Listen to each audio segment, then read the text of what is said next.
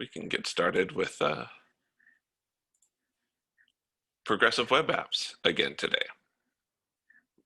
We still got a few minutes before we get started, but we're going to focus on that today, continuing to work with some of the different pieces. And we should have time to talk about Webpack a little bit too, which should be fun.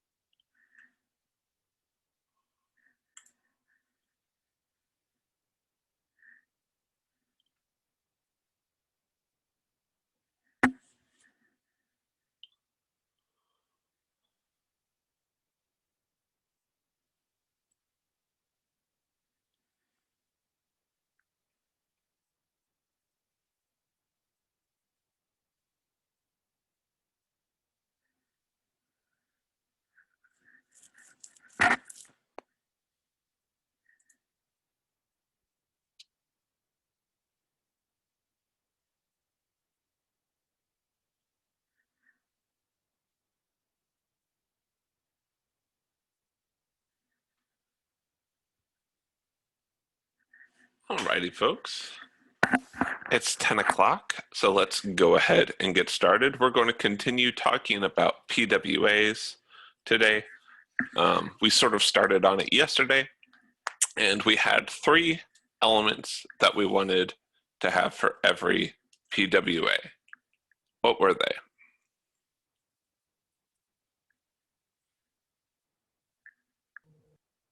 Your manifest? Yep, we need to have the manifest. That's usually in our manifest.webmanifest file. What else? Service worker. A service worker. That's usually inside of a service-worker.js file. And what else? API cache. We want to use the cache API.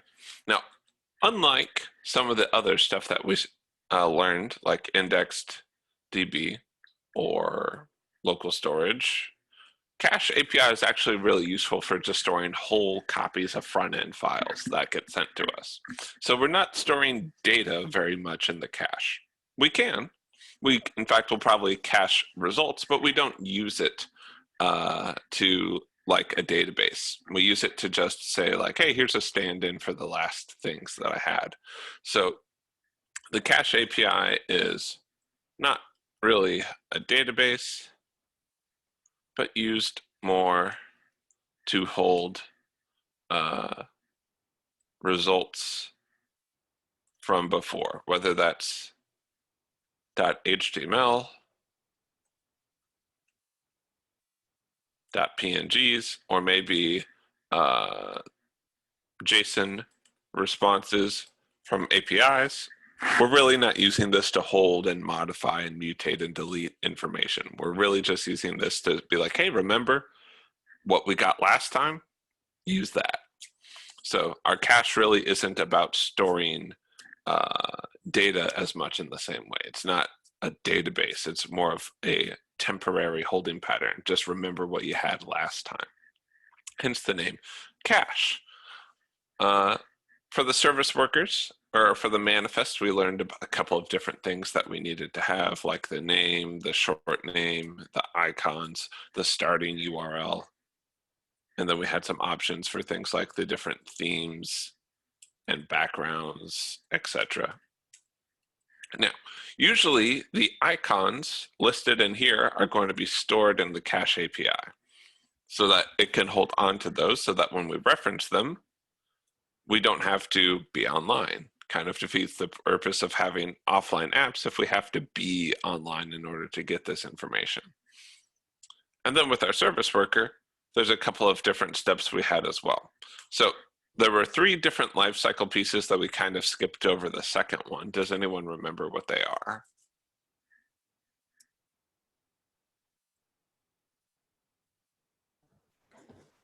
Installation, Installation, waiting, waiting, I think activation. activation. Installation is the step where the service worker creates a version specific cache. It'll be using the cache API to do that. Waiting is when it waits for any previous service workers that might be there to stop controlling things. So it waits till it shuts down. This is usually skipped. We're usually not doing much in this particular phase. And then lastly, activation. And this is when it sort of, this event fires after the previous one, or sorry, after the service worker has been installed, after the previous one has been removed. So we've both added in the current service worker and we added in the old one. Now, if we look at 10 right here, service workers, this is kind of where we left off. We're going to give ourselves some times to give you practice, but let's just sort of look at some of it.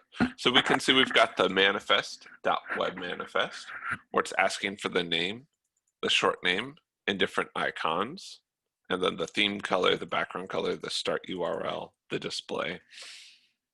And then inside of index.html down here at the bottom, we want to check if this browser is capable of running service workers. This is something called feature detection, where we say, hey, can you do this? And that's a broad name for the technique. It's not a specific technology or API. What we're doing is we're just checking, hey, we don't know exactly anything about the client necessarily until we actually check. So can you use service worker? If you can, then after everything loads, we want you to register this service worker. And when you're done, go ahead and run this function. And here's a reference to it. Inside of our service worker, not a lot of information at this point. So what we want you to do for activity number 11, just to kind of start off for today, is we want you to go through into the public folder. You'll notice the manifest.webmanifest is already there. And inside of the index.html, you're going to add a section for registering a service worker. You're going to have to actually add the service worker file itself as well, and just create a little message there. So the instructions detail that a little bit more. They actually give you the code, though you can also just look at the previous example for that particular piece. And then we want you to just start it up, and then to check to see that it works, you should be able to open up the application tab like we had before, and then be able to run it. Cool. So we're going to open up the breakout rooms at this point. If you have any questions, just let us know. We'd be more than happy to help you out. After this, we're going to look at caching, and then once we've sort of put it all together, we're going to put it in Webpack. We'll see you.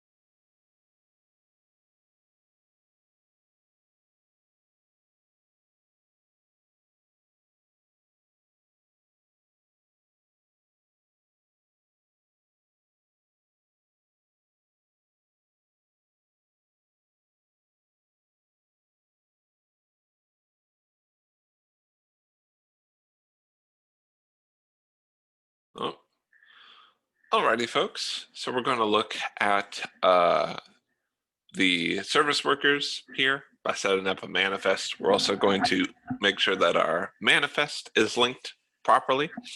So let's do those a piece at a time. Let's start out with our service workers. Let me make sure I've got everything linked properly with my notes.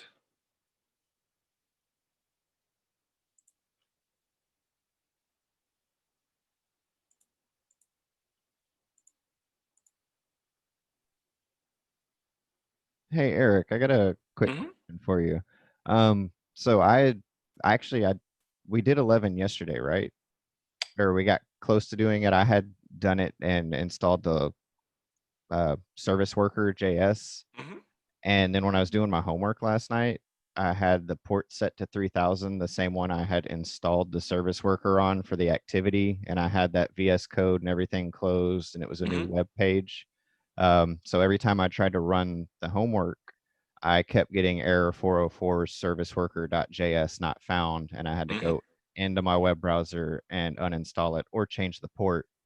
Is that just something we need to be aware of? Because Yes, I because mean, that's what it's doing is it's yeah, going to that domain, which for you happens to be localhost 3000, and saying, oh, I should run here. So whenever we hit localhost 3000, it's installed to look there. So you want to make sure that when okay, you are there, you uninstall service workers. And we'll look perfect. at that in just a second here. But that's a great point. Yeah, it just threw me off last night. I was like, what? Why? I like kept checking to make sure I'd closed everything, and I was worried it was gonna break it, but Yeah, we had mentioned it, but it's we had a lot going on yesterday, so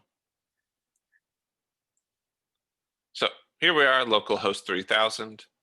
I'm going to go over to application, service workers. Currently, we've got one in here just from previous ones we've looked at.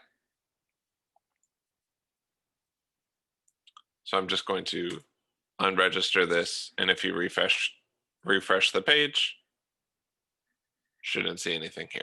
So yeah, that's what I that did to get rid of it. yeah. And so that's what you'll do whenever you want to. And especially as we're moving from thing with service worker to thing with service worker, you want to keep track of that. Okay. Cool. So first thing is we want to actually put the service worker back in here. So we want to start out doing some feature detection. So we're going to go ahead and put a script tag here at the end.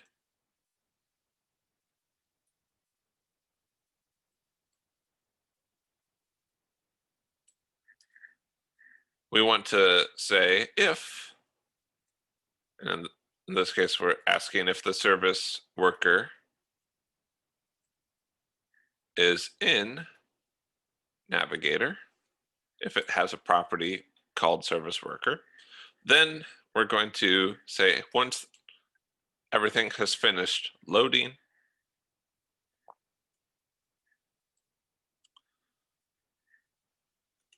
then we're going to register and try and install our service worker. So we're going to say navigator dot service worker, since we know based off of this thing up here that it exists. If navigator dot service worker or navigator dot service worker dot register, the path to our service worker, since it's in the root of the public folder, or it will be at any rate. And we'll put that in here in just a second. And once that's done, we'll console.log out the service worker.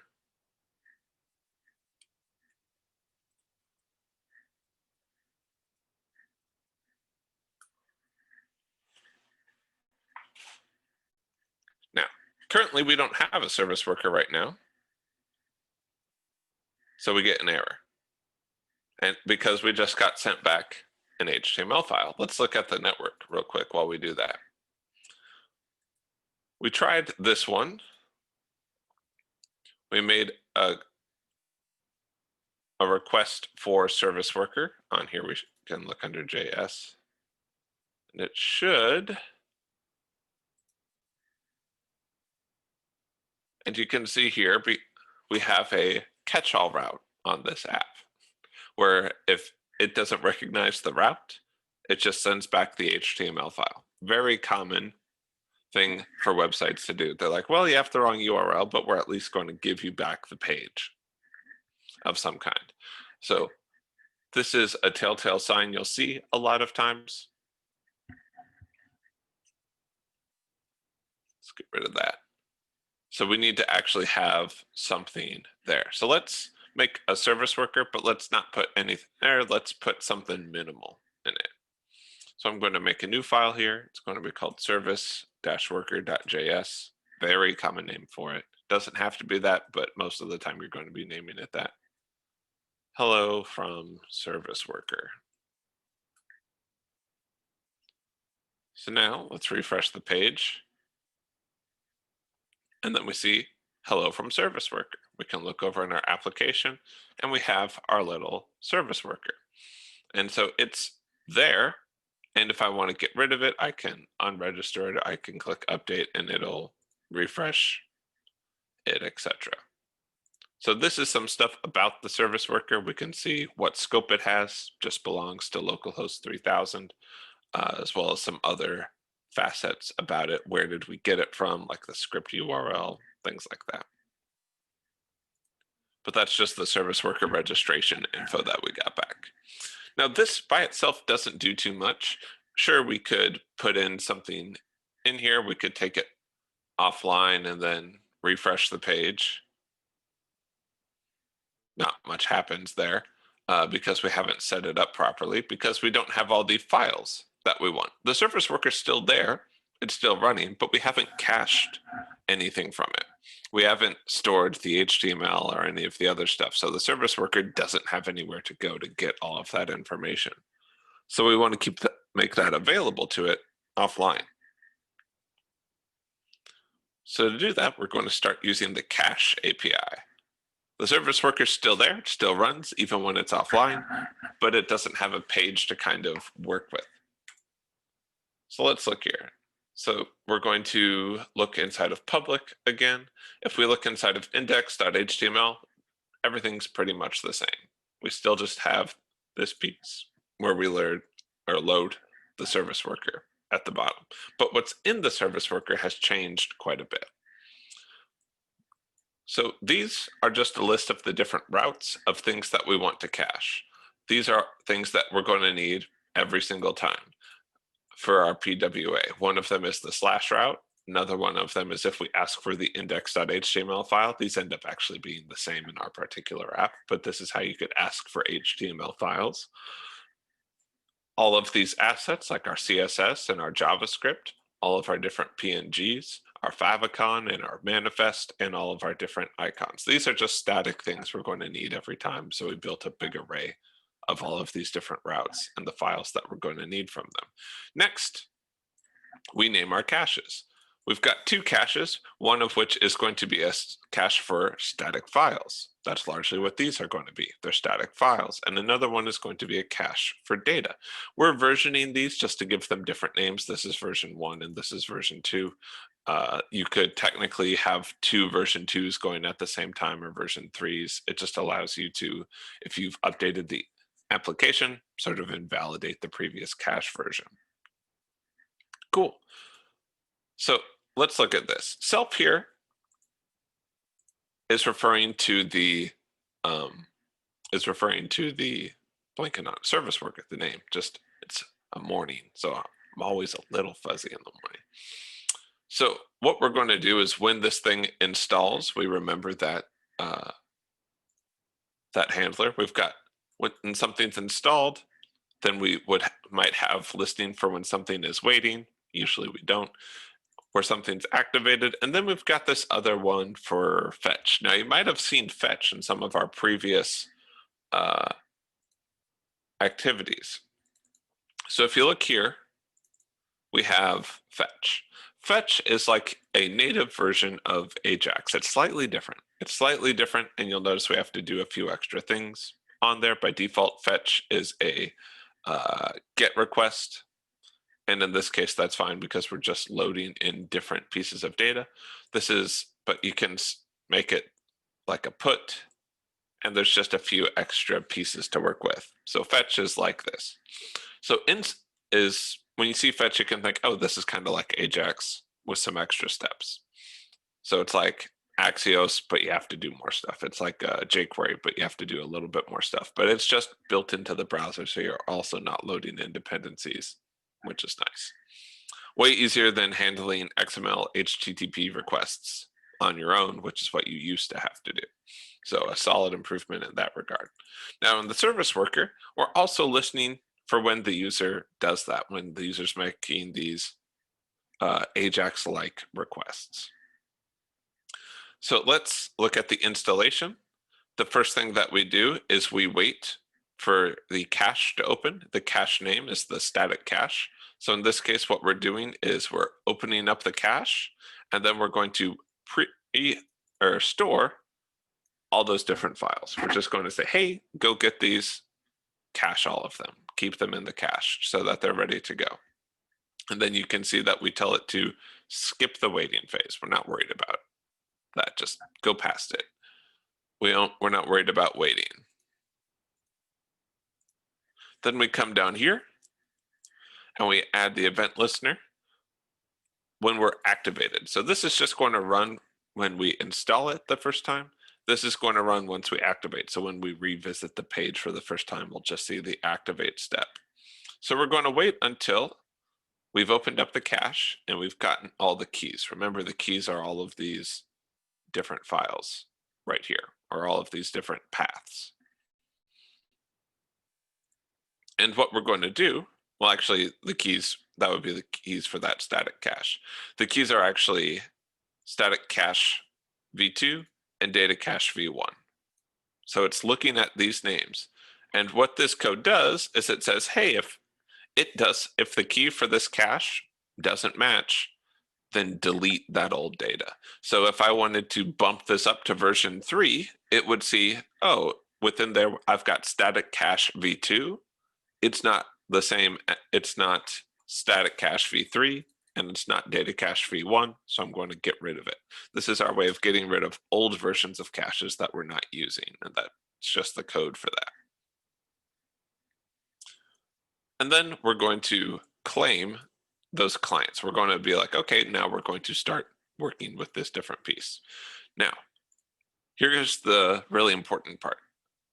The service worker is going to intercept our calls to our backend.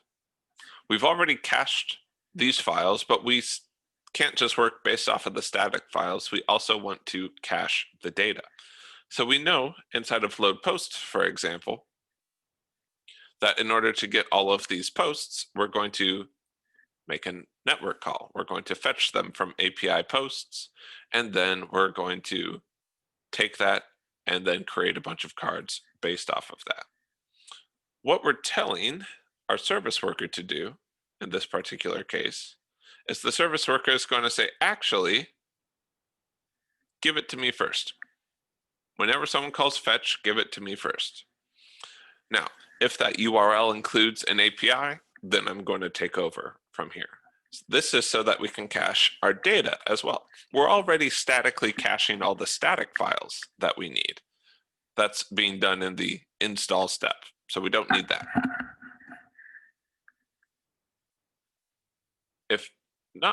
If that's the case, we'll go into that. Now, in this case, if the request is not for the API, we're going to look at it and check our caches to see if we have it. Do we already have this static file? Great, send it back. If not, then you can try and make the request. So with our static files, we're going to go with what we have locally first. This is one of the reasons it's really important to purge the cache if it doesn't exist. And then we're going to say, go ahead and get those new files. So that's why it's very important for us to bump up the version number. If we don't bump up the version number, we're going to be potentially stuck using old versions of things because it'll just use the cached version. And it's not very user-friendly to just go tell your user, yeah, just open up the application part in the inspector and unregister the service worker and go, which is why we need that step. Now, if it's an API request, we don't want to work with the cache first. We don't want to work with the cache and then fall back to a network request. We want to work with a network request and then fall back to the cache if it's unavailable, because it's data. Data changes a lot more than our static files are going to change. So let's take a look at that. So this is going to open up our data cache. Our data cache is our cache we're using to store things from API requests. And then we're going to try and make our own fetch request. This EVT request is going to just be the same URL that we had before. So if they requested something with fetch, we're going to step in here and say, yeah, we'll make that request for you. And if it comes back as a 200, great. We're going to cache that latest value in the data cache and then return a response so that you can just act like normal. Now, this looks pretty similar to the user, is basically the same thing. But if we're off, if there's an error, like the network request failed, maybe we're offline or something like that, what we're going to do is instead look at that web request and just give you back the last version we had. So this means, let me move over to,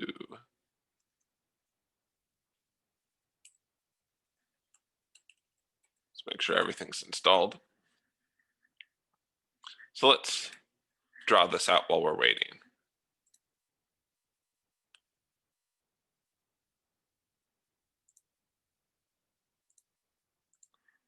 So let's think about a couple of different boxes. Here's the browser. We're going to kind of put the service worker off to the side, and here's the server. Now, normally we're just used to communicating back and forth through the server, right? And not using the service worker. But what the service worker is doing with fetch is that it says, hey, don't go from and talk directly to the server and get the response. Go through me first.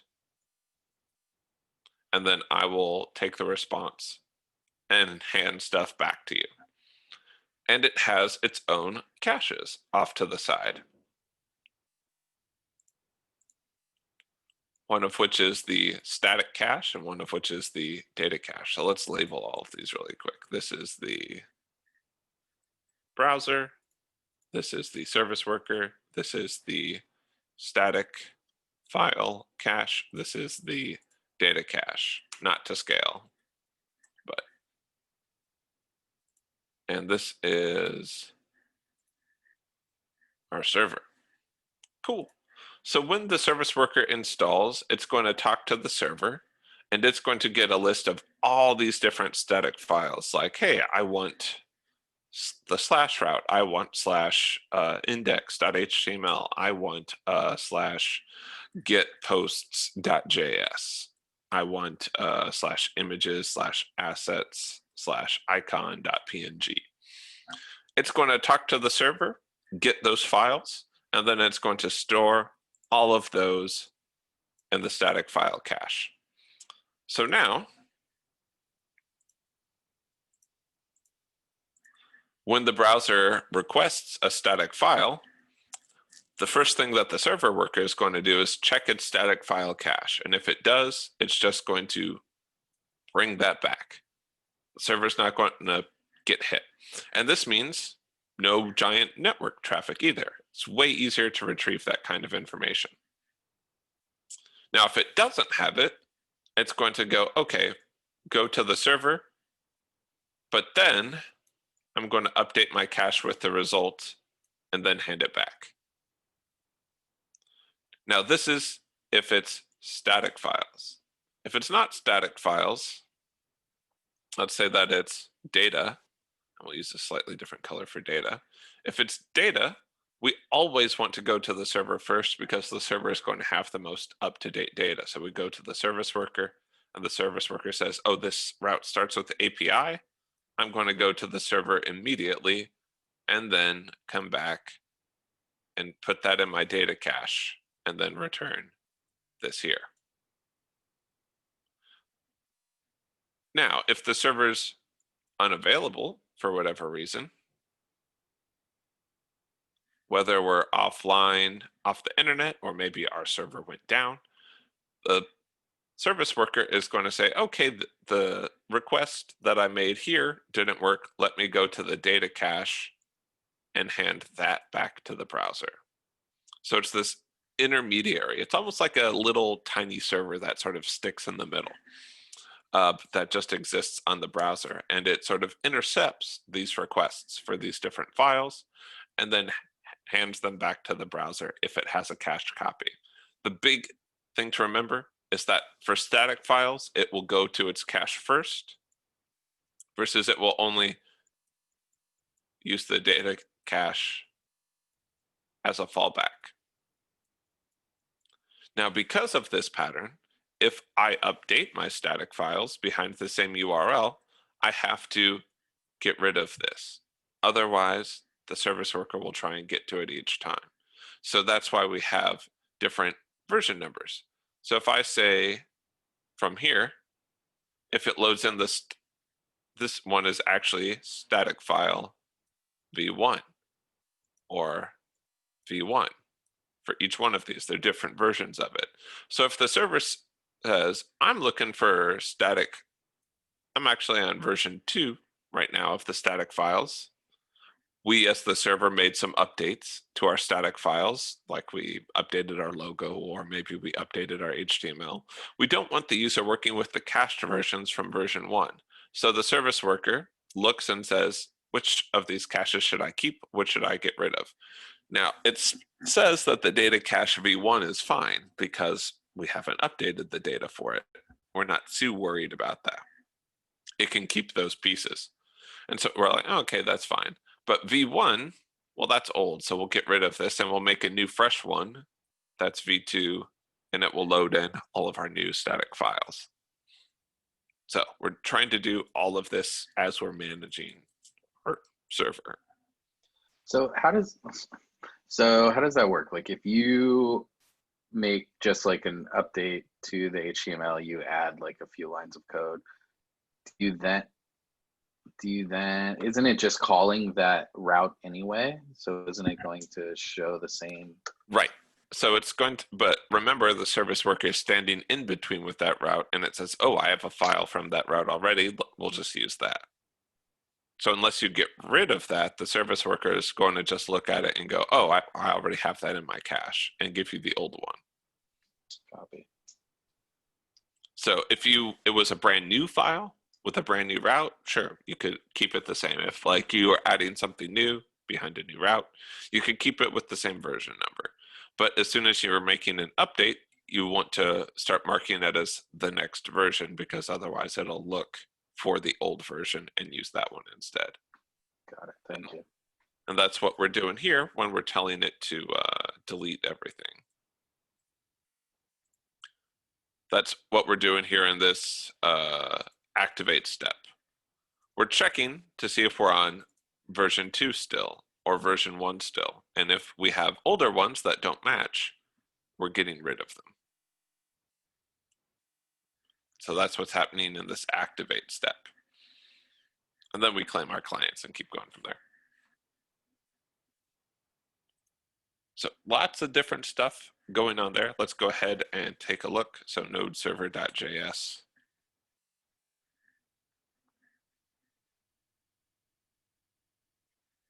Let's go visit localhost 3000. So we've got all of these different ones. Let's go ahead and go offline. Let's click on the like button. Doesn't do anything. We even have a little nice message that says, sorry, your like cannot be recorded while you're offline. We could potentially use IndexedDB to cache these like we did with the pending ones from before. And here's all of these different entries, but it still allows it to work. So now when I click here and I move to this different site, it's holding up on this stuff. And you can unregister it, refresh it, and it'll come back. Now, I have to take it back off. We got rid of our service worker. So let's look at what's in storage here. So you can see I've got my data cache and my static cache right here. So no entries in here right now for this particular one. But if I refresh the page, I can see, hey, it's storing API posts. And if I want to preview it, just have to make this a little bit taller. There we go. This is the data that's cached in there. It keeps track of the IDs of the images.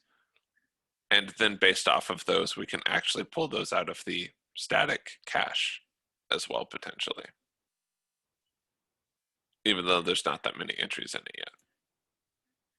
But it's caching the description, it's caching the number of likes, the title, etc.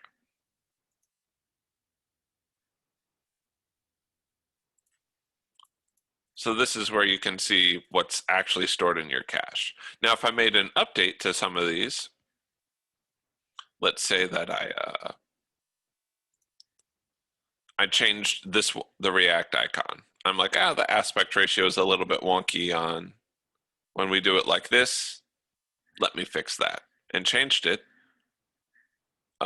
Then it would still keep this old one unless I bumped the cache number. So this one is cache V, and I guess we didn't. I must have written V in there somewhere. Yeah, V2. So now, when I refresh the page, if I refresh my cache storage, you'll notice that it will have deleted my old cache, the static cache V, because it wasn't one of the two that I asked for right here. So it's getting rid of all those older caches. So the only place we have to change it if we update information is right here in the service worker. Correct. And it'll then know, oh, okay, that's where we update everything. So we're going to give y'all the chance to work with this a little bit yourself. So number 13, student caching files. You've got this unsolved. Again, it'll already have a lot of the pieces done for you. If you look inside of public, for example, you'll see that the web manifest already there, the index.html already links the web manifest. You've got load here for the service worker. And inside the service worker, you've got some stuff that's commented out, namely these different images. You'll have to uncomment that out, add in all of these static files, and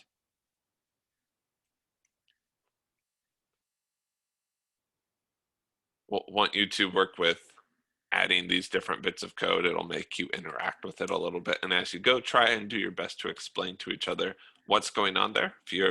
If you're having trouble in your groups doing that, go ahead and do a little bit of research. And then when we come all back together, of course, we'll be able to answer questions at that point. So if you're having trouble with any of these sections, we'd be more than happy to help. Cool. So we're going to open up the breakout rooms at this point. If you have questions, let us know. We'd love to help you out. Good luck.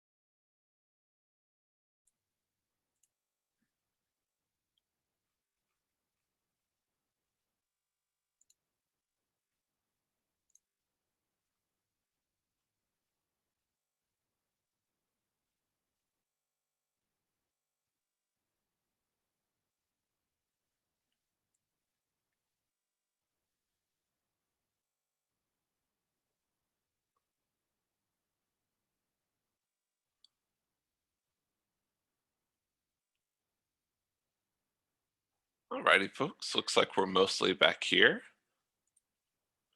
So we already have the files to cache. We kind of got all of those, and then we've got the cache file names.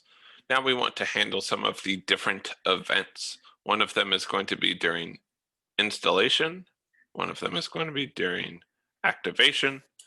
And then we're also going to handle when we ask for new resources. So self is a way of referring to the event listener. So we can say self.add event listener install. And what we want to do here is we want to make sure that we have access to all of our caches. So as long as things work, then we're going to try and, when we install it, we want to cache all of these files. We want to hit all of these routes and just cache all of that stuff if possible. So we're going to say evt.wait until. So first thing that we're waiting for is our caches to open. It takes some time for that to happen, or until we're not waiting until our caches open. We're waiting until they've finished loading everything into them. So caches open, our cache name, specifically static cache v2. Once we've opened that up, then we're going to take that cache and we're going to say console.log, adding static files to the cache. And then we're going to return cache.add all files to cache. This will itself return a promise, and this is just going to wait until all of that's done, and we're going to tell this to skip waiting.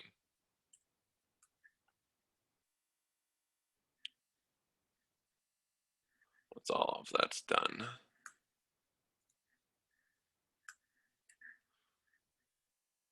So this says, don't worry about the waiting step, but the installation step isn't done. The install step isn't done until we've actually finished adding all of our different files to the cache.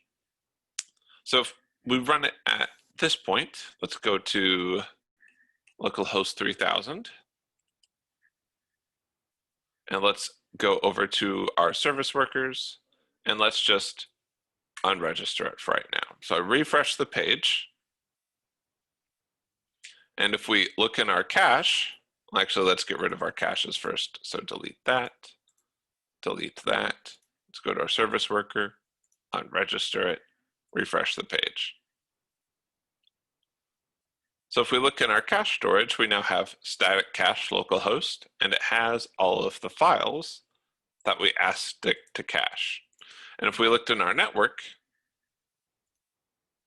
if we refresh the page, you'll know, and we click on all, you'll see that we're still loading in all of these different pieces. So we have access to all of them. Now, currently, we haven't told this to use the static files. So each time I clear this, if I refresh it, you can see I'm still loading in all of my images from the network. And you can tell that it's taking time to do that. So like this one takes 49 milliseconds, and we had to transfer about 248 kilobits over the network. Let's jump ahead a little bit and just fix it so that we have just that piece working. So we're going to have to do that inside of the activation phase.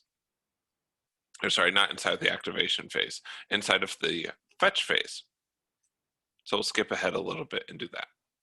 Our activation phase is going to be useful for when we want to delete old caches, but we don't want to do that yet. So I'm going to handle just static files. So I'm going to say anything that doesn't start with /API, we should do this. So self.add event listener fetch whenever we make a network call out for something.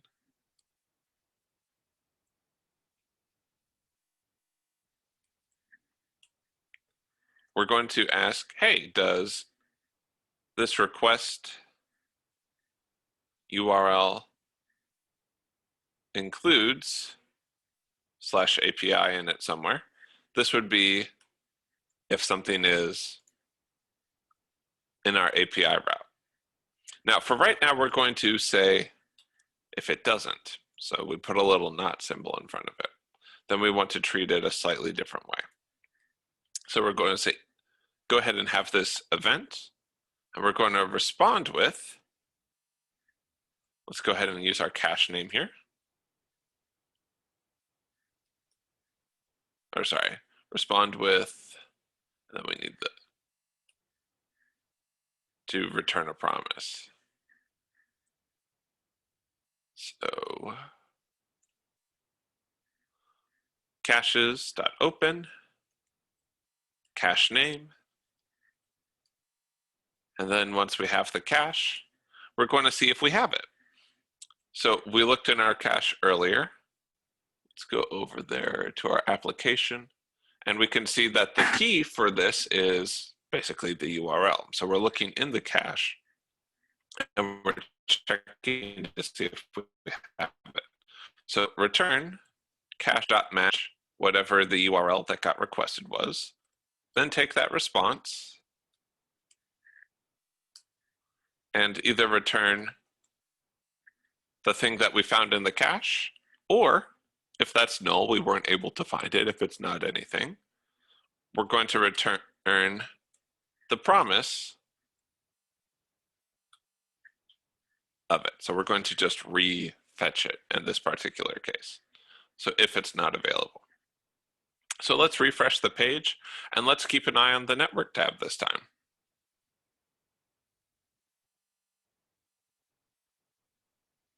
If we did everything correctly, I think I need to reinstall the service worker. There we go. Let's unregister it, refresh the page. There we go. So the service worker's been updated. Let's keep an eye on our network. Then let's refresh the page. And it should have pulled stuff out of the cache in that case. Oh, okay. Got an error.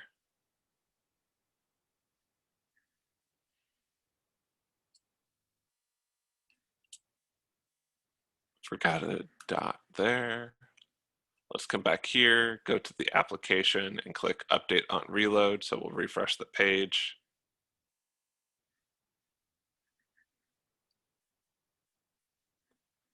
And then let's go back here. We don't need to update on reload anymore. We have everything in our cache. Let's go look at the network. And you'll notice that all of these requests got intercepted by the service worker. So as soon as I tried to load any of these images, we just got it from the service worker. This is about how much it had. Now, because I'm serving this locally, you're not going to see as much of a difference here, because the difference between my hard drive and active memory and the cache isn't that different. But when you have it coming over a network, it can drastically affect that. Cool. So we're going to go back and now work on some of the other pieces. So this handles our cache for static files. Next, we want to handle it for data files. So the installation step is kind of already done. We pre-cached all of those certain files. And the next thing that we want to do is whenever we make a fetch request, so if it does include API, I want to do something else. I'm going to move this down here real quick. So if it does have API in the title, I want to use my data cache. So I'm going to say evt.respond with, and then here's my different options. So the first thing I need to do is open up my data cache. And then once I do that, I want to defer to an actual network request. I want to make it available. So I'm going to return fetch evt.request, then take the response. Now, if the response was successful,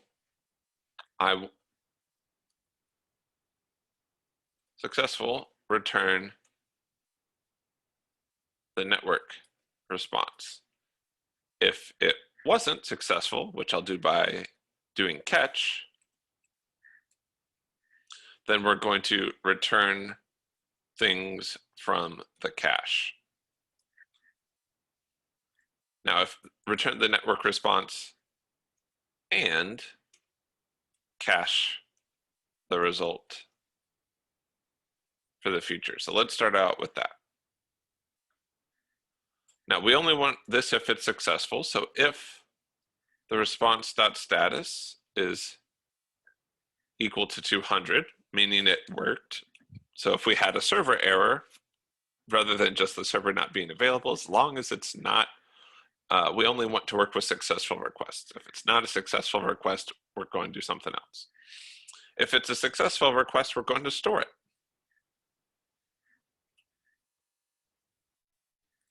And we're going to store the key as the URL that we were asking for, and then we're just going to make a copy of the response. Not going to change the original, just going to make a copy of it. And then return the response. So if we were successful, we're going to return the response. Also, we're caching it. Now, if we weren't successful, we're going to depend on the last one that we cached earlier. So we're going to say return cache.match, the same URL we had earlier, evt.request.url, or just the request itself. And then we'll send it back. Now, if all of this fails, we'll just log that out to the console, because we don't want it to make its way all the way to the user.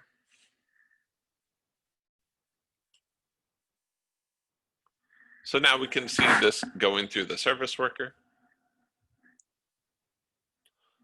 We can see that we grabbed each one of these things through fetch, and these got all responded from the service worker. And if we look in our cache, we can see, oh, I need to reinstall the service worker.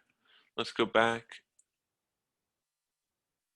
to service workers, update on reload, refresh the page. And now we've got our data cache in there as well. And it's got stored in it all of our previous items, their different images, etc. Now, the only problem is if we make any changes to this.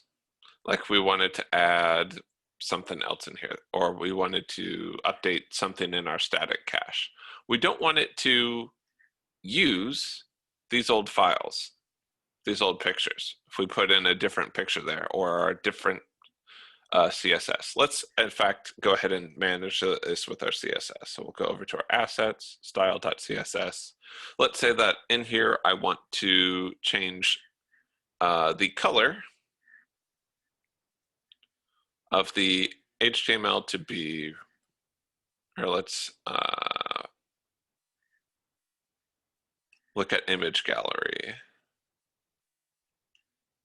We want image gallery, for example, the navbar brand, we want that color to be red.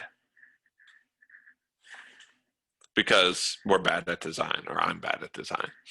So I'm going to take that item. It's got a class navbar brand.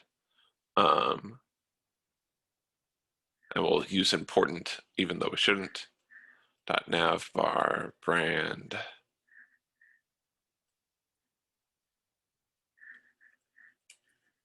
Color, red, important.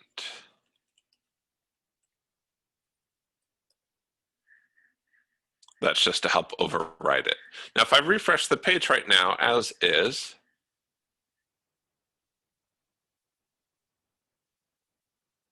oh, it must have pulled that in. What's the error there?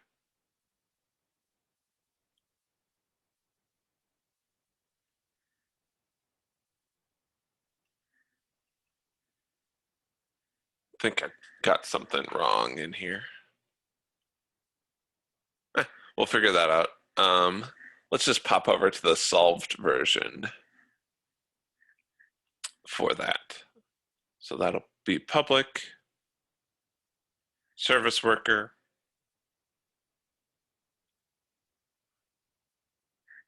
and then we've got our activate phase. And the activate phase, all that we're doing here is if I made a change like that, rather than using the cached old version of it, I would want to make sure that I deleted all my old caches that weren't relevant anymore. So if I said like, hey, let's keep this list of items, or I made an update to one of those files, I would need to bump the version of my cache up to like V3 or something for it to work. Cool. Questions?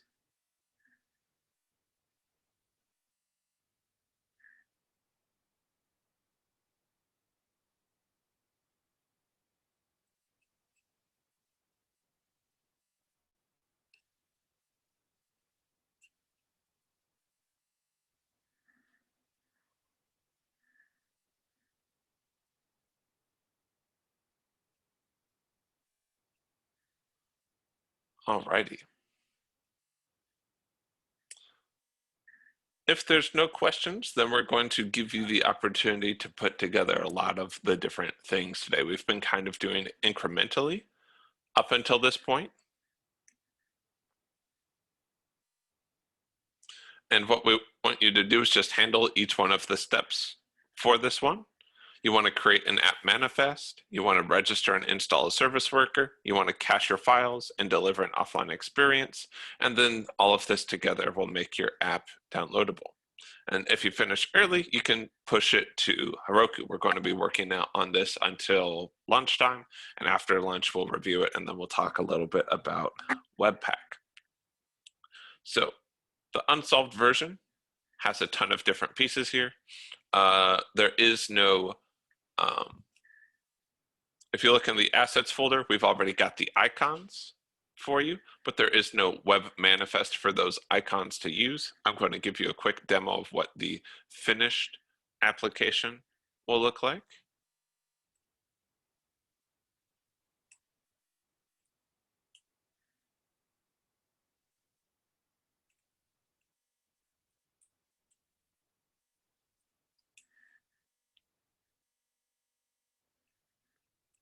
So in this case, we're also going to want to go to the application, go to the service workers. We'll just clear out this old one. So unregister, unregister.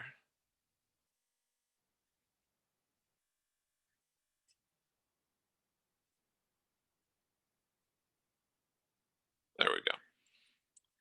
So we'll refresh the page. You're going to see a little plus icon in the top right where you can install it locally. That's going to be where you know if you can install it or not. So I'm going to say I have a strong opinion, not a weak opinion.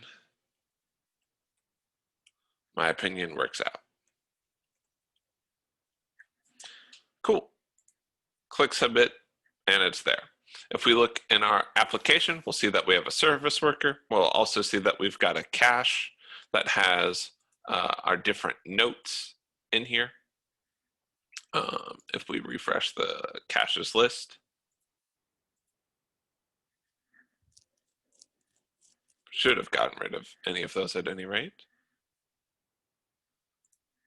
Let's go ahead and take the app offline.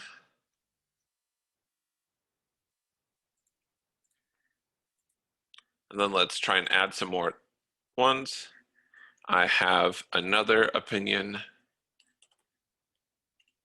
but I haven't thought much about it. Submit, and it doesn't quite work on there. Thought that would have worked. Thought they handled that. Oh well. If you click on the plus icon up here, we're going to go ahead and install the Note Taker app. Now it looks a little bit like this. The neat thing is, since it's still Chrome, you can still have the inspector window open if you want. You can just right click and pop in open the inspector. Just by default, it's going to open it up in a separate section. So you might need to have two things overlapping there. So here's my app. Hello, friend. Hello again. And there it is. As this in this standalone version. Cool. If you have questions along the way, let us know. We'd love to help you out. This can be a little bit challenging.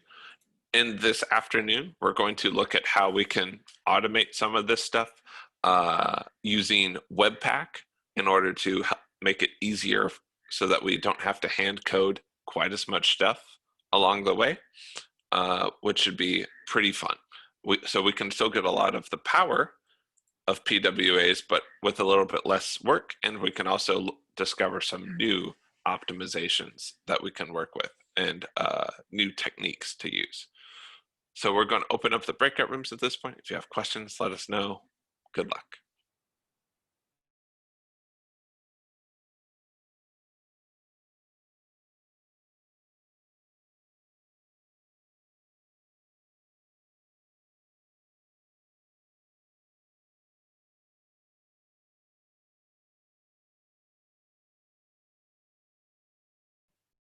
Which room are you in? Uh, um, I don't really know about which room I was in. Just put me in any groups. I don't really. Gotcha. This one's got 3. 1.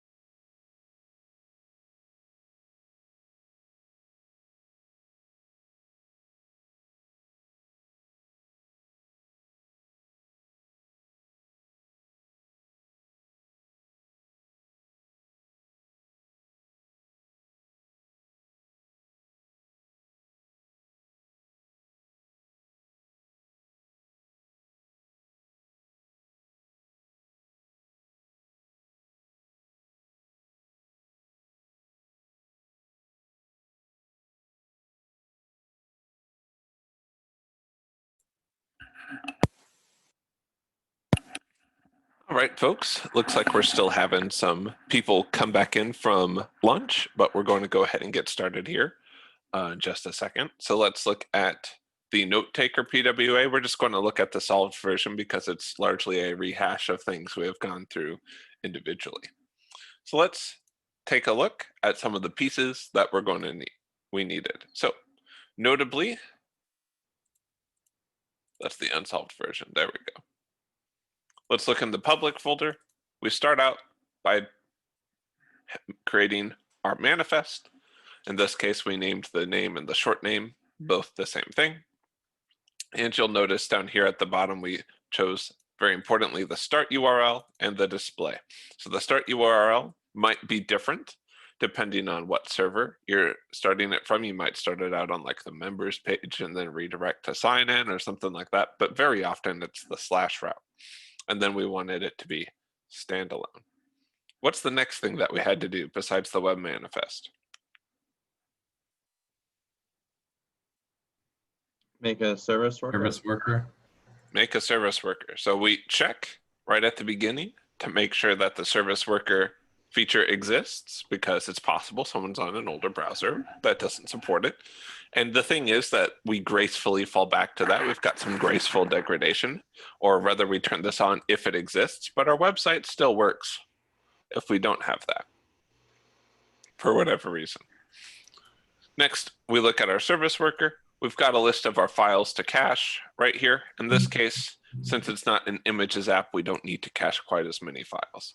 So we're caching the / route. That also happens to be the /index.html. So whichever one they went to, they have available. And then the app.js and the favicon. We could have cached other things as well. For example, CSS or things like that. But these are just the essentials that we have to have. We get our caches set up. We've got V2 and V1. These don't need to be different. They could be the same. So this could be static cache V1. This is just to show how you would version it. Usually you just add a number at the end. We break it up into the install, activate, and fetch phases. These are usually the 3 pieces that you're going to see in the service worker, where we grab this based off of the cache version, pre-cache all of those files, and then when we run it for the first time, we make sure we get rid of all of the old stuff as well. And then for fetch, same thing as we were doing before. If it includes API, we're going to cache it like so. And if it doesn't, then we're not going to cache it. So that's most of what you need. We've included a little favicon.ico right here. It's blank, doesn't really do much right now, but having it prevents the browser from asking for it and not getting it, so we don't get errors in the browser. Can I ask why, so in the fetch piece, why it's /API when there's no routes with API in them? That's a good question. Let's look. Post submit. See, that's a good question. So let's fix that really quick. We'll fix that in the solution as well. So what we would want is probably this one to make sure that if it matched /all, that we were catching that one. So I'm not sure why that's in the solution there. So let's double fix that. So we'll come out here and we'll just say, hey, if this includes /all, we're going to cache the /all route. There's only one of those, but we can do it. So now we go over to our backend, and we could cache find by ID as well. So we could say, hey, this includes that as well, or update. Well, actually, none of the posts. Usually you just cache your get routes. So /, which is an HTML route, and then these others, which are data routes. So usually you're not going to cache something like a post or a put or a delete. You're just going to cache those. So if we wanted to, we could say includes, let me go here.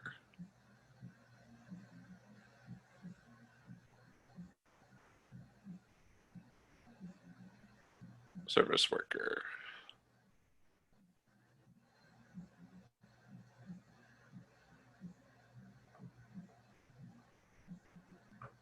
So now it'll say, hey, if it is /all, or if it starts with /find, it'll cache the result there.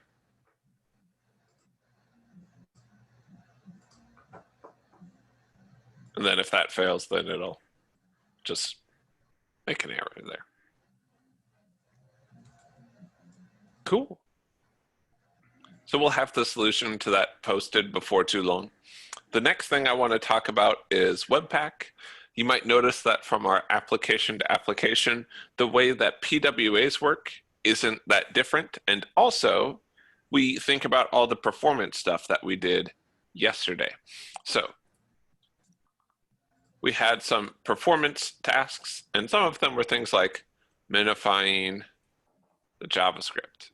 Now, those steps we were doing by hand, and we had to do them over and over again. And also, we would like to be able to just deliver a single JavaScript file, not 20 or however many happen to be there. We'd like to be able to group it up into one file, especially for making one-page applications, like we'll be doing with React. In fact, we'll be using React, a application called Create React App, which will actually set us up with Webpack, which is pretty cool.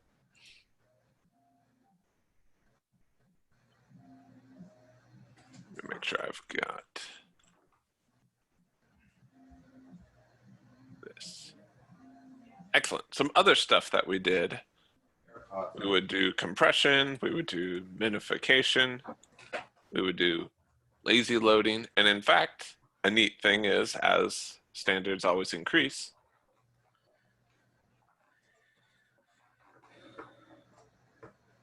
lazy loading, attribute image. So they're starting to add in native support for lazy loading of images by just saying loading equals lazy as an attribute. That's just starting to get built into browsers. So sometimes some of the stuff that we're having to do with JavaScript, there's such a common use case that just new stuff pops up. Now, this article was written in last year, 2019. It was updated not that long ago. But it's good to keep up with this stuff. Even just as we've started on this article has received updates to have native lazy loading. It discusses the intersection observer techniques are using scroll event handlers, but being able to build that straight into the browser would be nice as well. But we're not talking too much about that. That's just more of a side note. Now, another thing is if we have dependencies. Let's say that we have jQuery as a dependency. We don't want to have to minify jQuery ourselves by just bringing it into a different process as well. So what we want to do is, yesterday we learned a lot of performance techniques, but a lot of those performance techniques we had to do by hand. What we're wanting to do is use Webpack to automate those. So as we change the source files, Webpack will look at those source files and then construct the optimized versions based off of that. And we can configure a whole lot of different things for that to work with. Now, Webpack does a ton of stuff. We're largely going to look at dependency resolution and packing. These are the two main pieces. You're not going to necessarily depend on every aspect of a library. There might be plenty of jQuery functions that you're not using. And so some libraries are going to be able to support what's called tree shaking, where you kind of shake out the pieces that aren't really attached to your program, and so that you're not shipping as much JavaScript code. So if your code is really modular, it allows you to only use the pieces that you need. Secondly, rather than having like 20 different files that you have to work with, we'd like to pack it into a single one and then minify that as a result so that you don't have to use a ton of it at once. So if you're curious about it,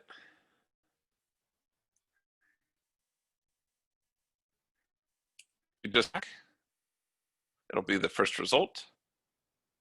And we can see this image does a good job of describing what it is. You can take any of your JavaScript or JavaScript-like stuff or stuff that goes towards JavaScript or all of this and take all those modules and just put them into these simple dependencies of static assets for use to use.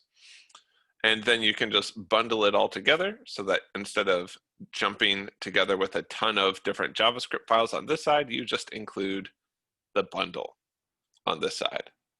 So the more and more bigger projects you work with, the more and more JavaScript files you see being involved in a project, the easier it is to work all of them together. As a side benefit, this also lets us use modulating systems on our front end.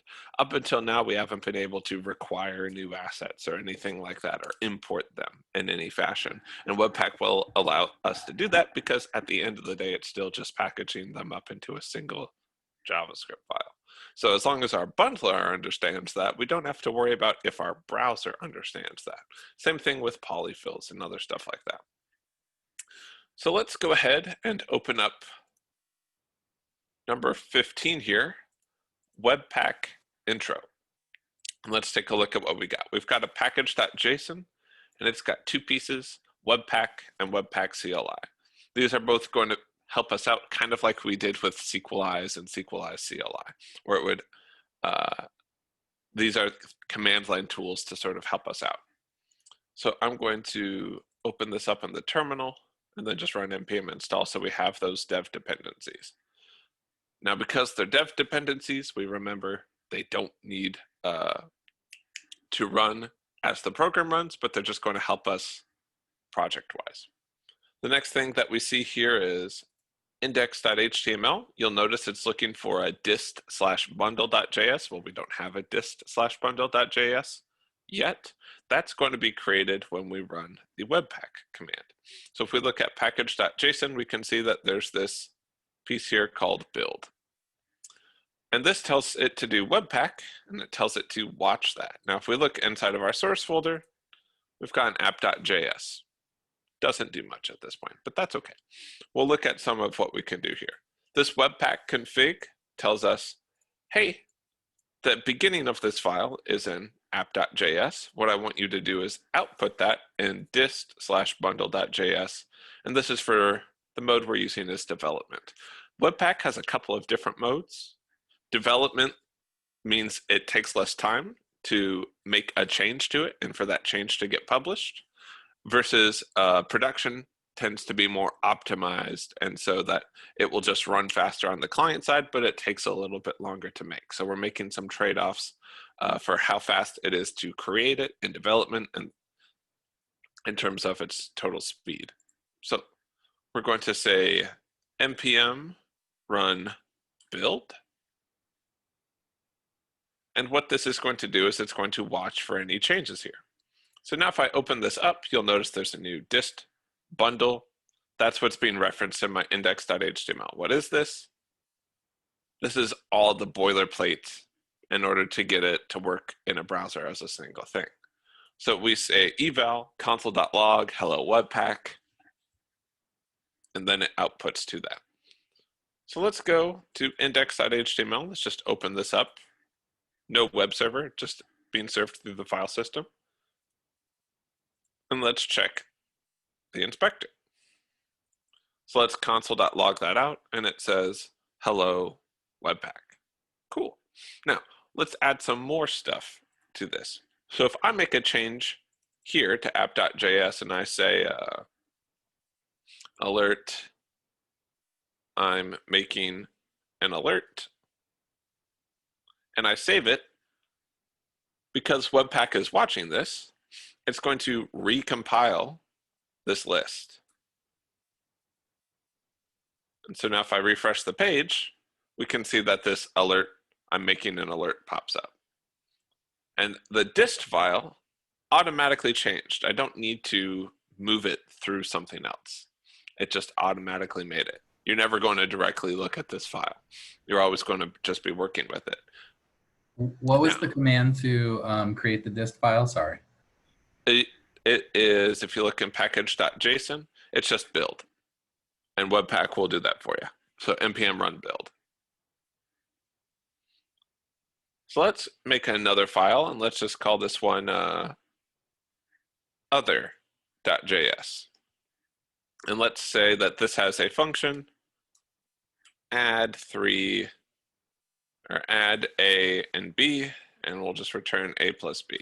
Not an super exciting function. The important part is that it's over here. Now, I'm trying to remember if they have that built in. So let's say export function add a b, and then let's come over here and I'm going to import add from just right over there ./other.js. And now I'm going to call add 4 and 5, and I'll console.log out the result.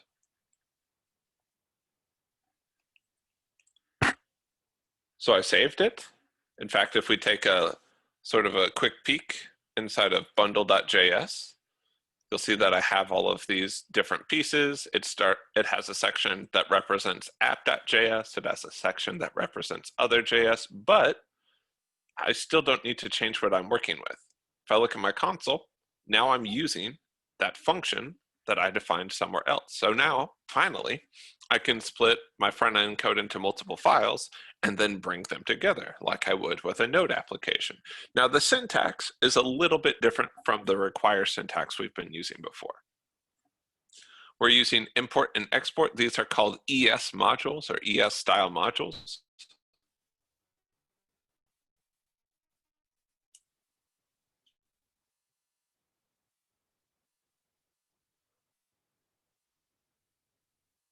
And I'm trying to find the syntax on there. They're just going into it into a little bit too much depth. So instead of using require ./other.js and saying var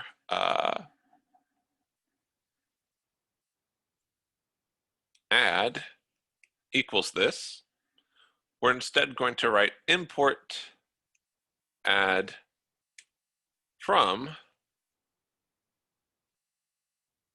./other.js. Instead of saying module.exports equals this and then having add, I can instead just say export add. Now, if I wanted to export this whole object, I could say export default add, and that would be the whole thing. But most of the time, you're going to just export piecemeal sections of it.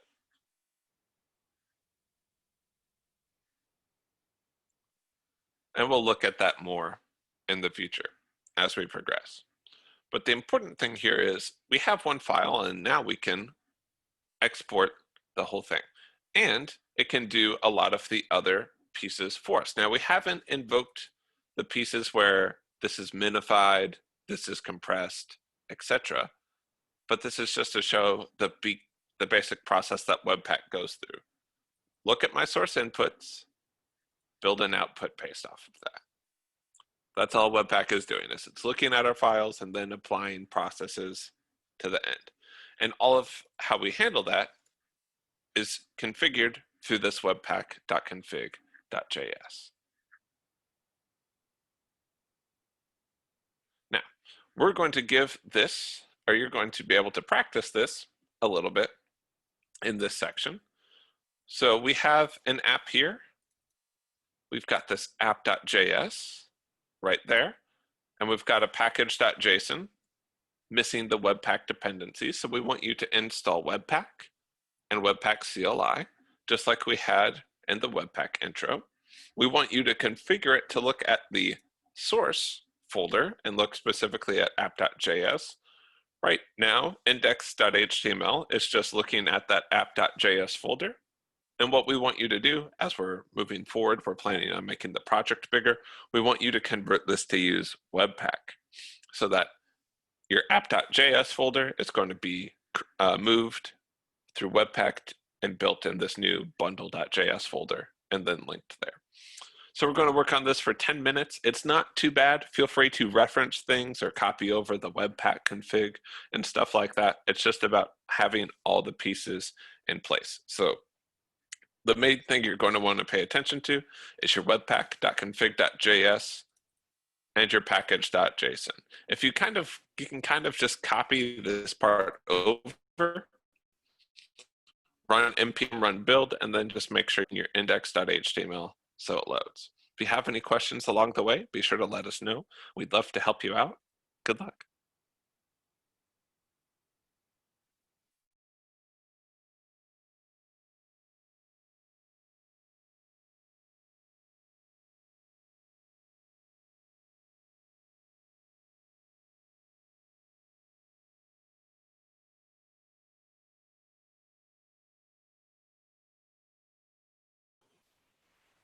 Which ones were y'all in?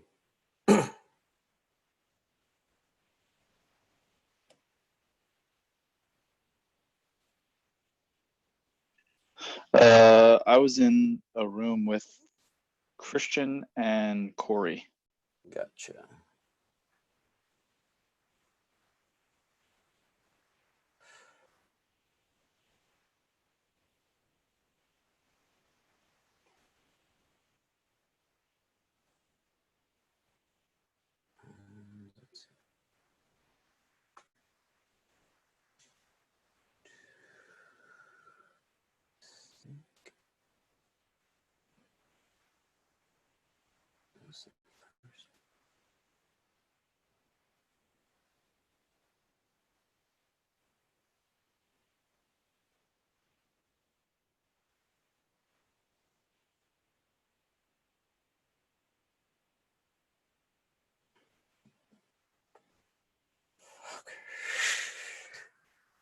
God.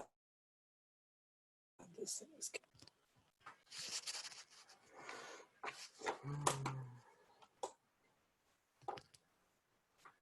It's the entire thing. God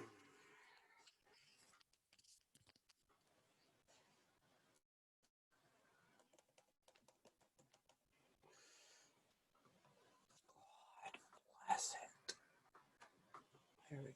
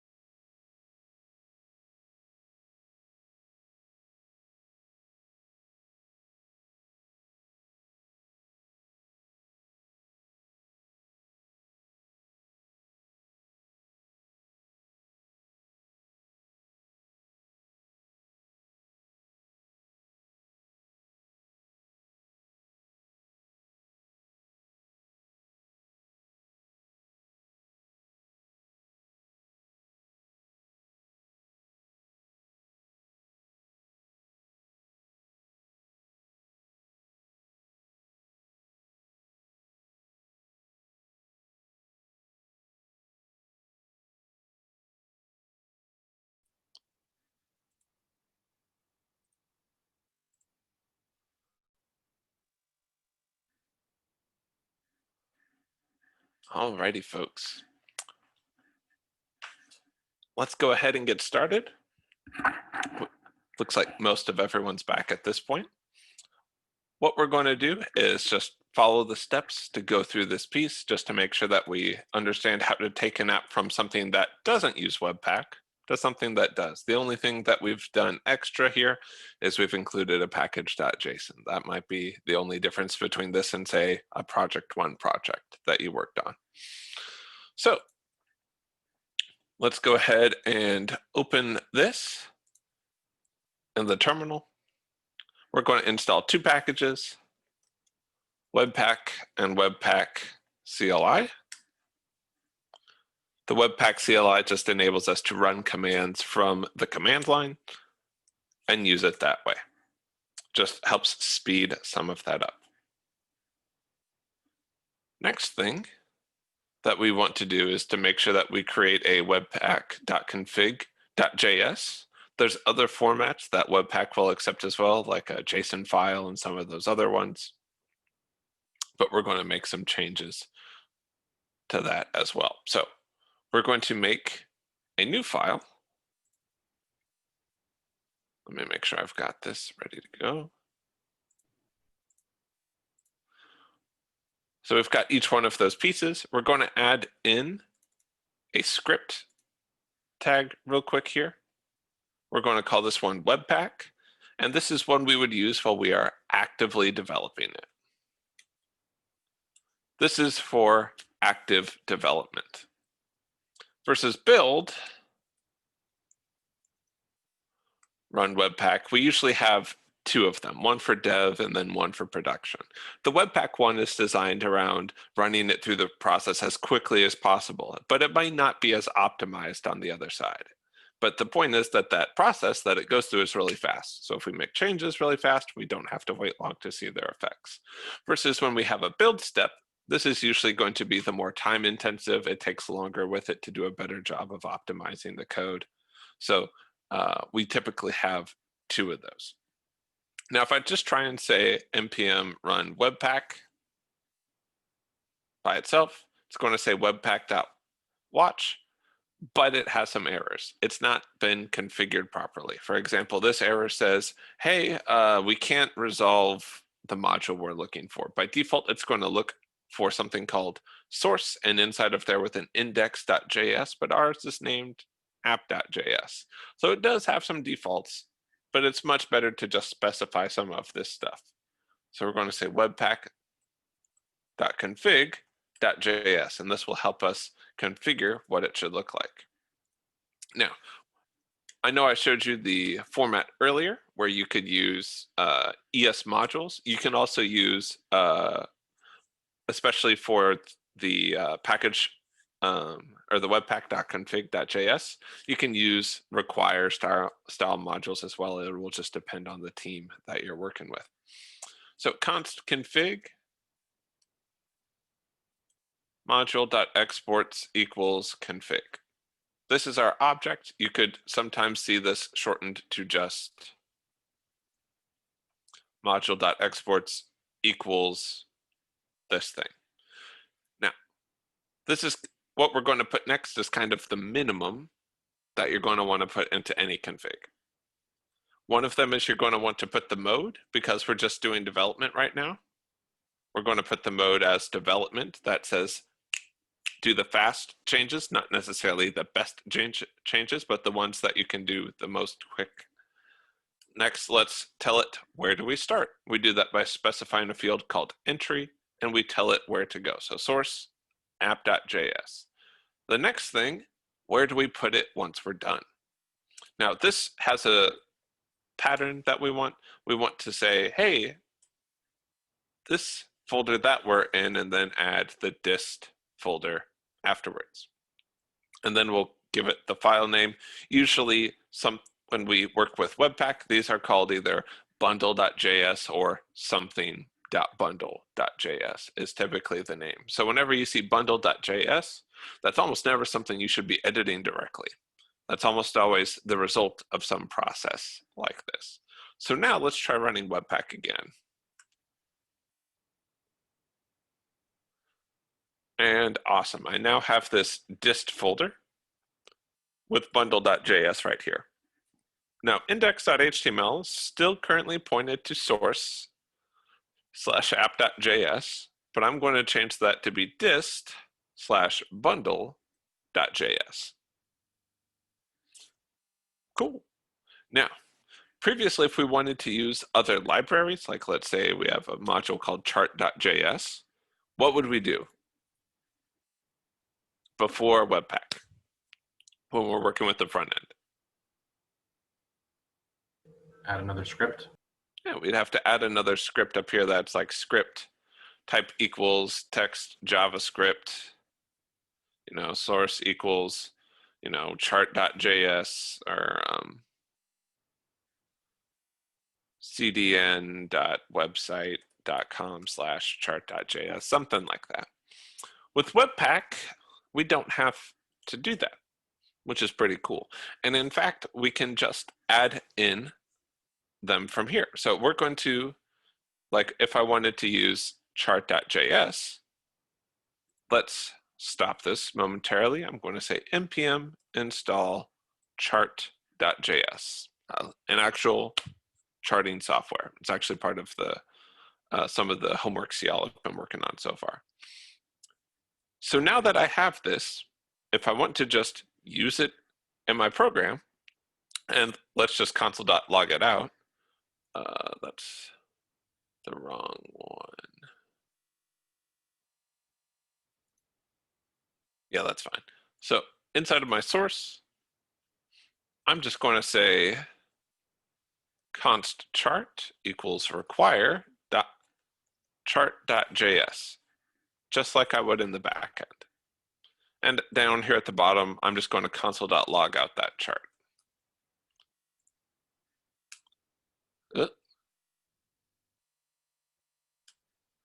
So I'm going to run Webpack. I'm going to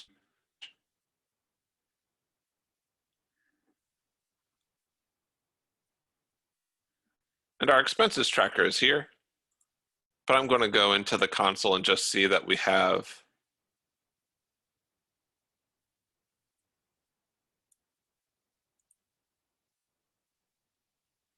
should be showing us that.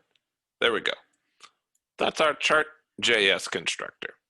That's from chart.js. If we looked at what chart.js exported in our node modules, where is it?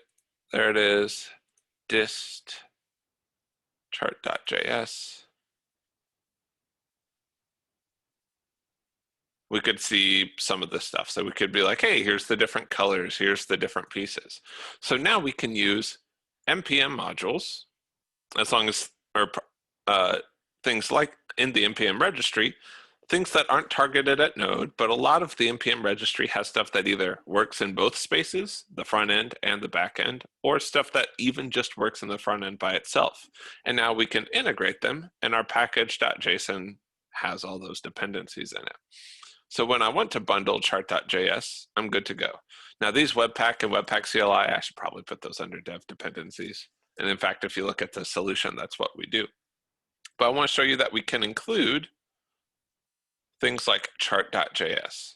In fact, let's go on and look at number 17 on right here. So I'm going to say npm install inside of number 17. Let's go ahead and open up the terminal. I think I already ran npm install in here. So if I look at my Webpack, I've got this source app, I've got this output, I've got this mode development, and we've got this extra piece called the bundle analyzer plugin. We'll get to that in just a second. The more important thing I want to do is I want to look at our app.js here and see that we have a requirement on that chart.js piece that we were looking at before. So we're requiring something from an extra node module. And we're using it. Let's go ahead and actually just run this the app here. So I'm going to say npm run webpack. Or did I label it that same thing in this one? Just npm run build.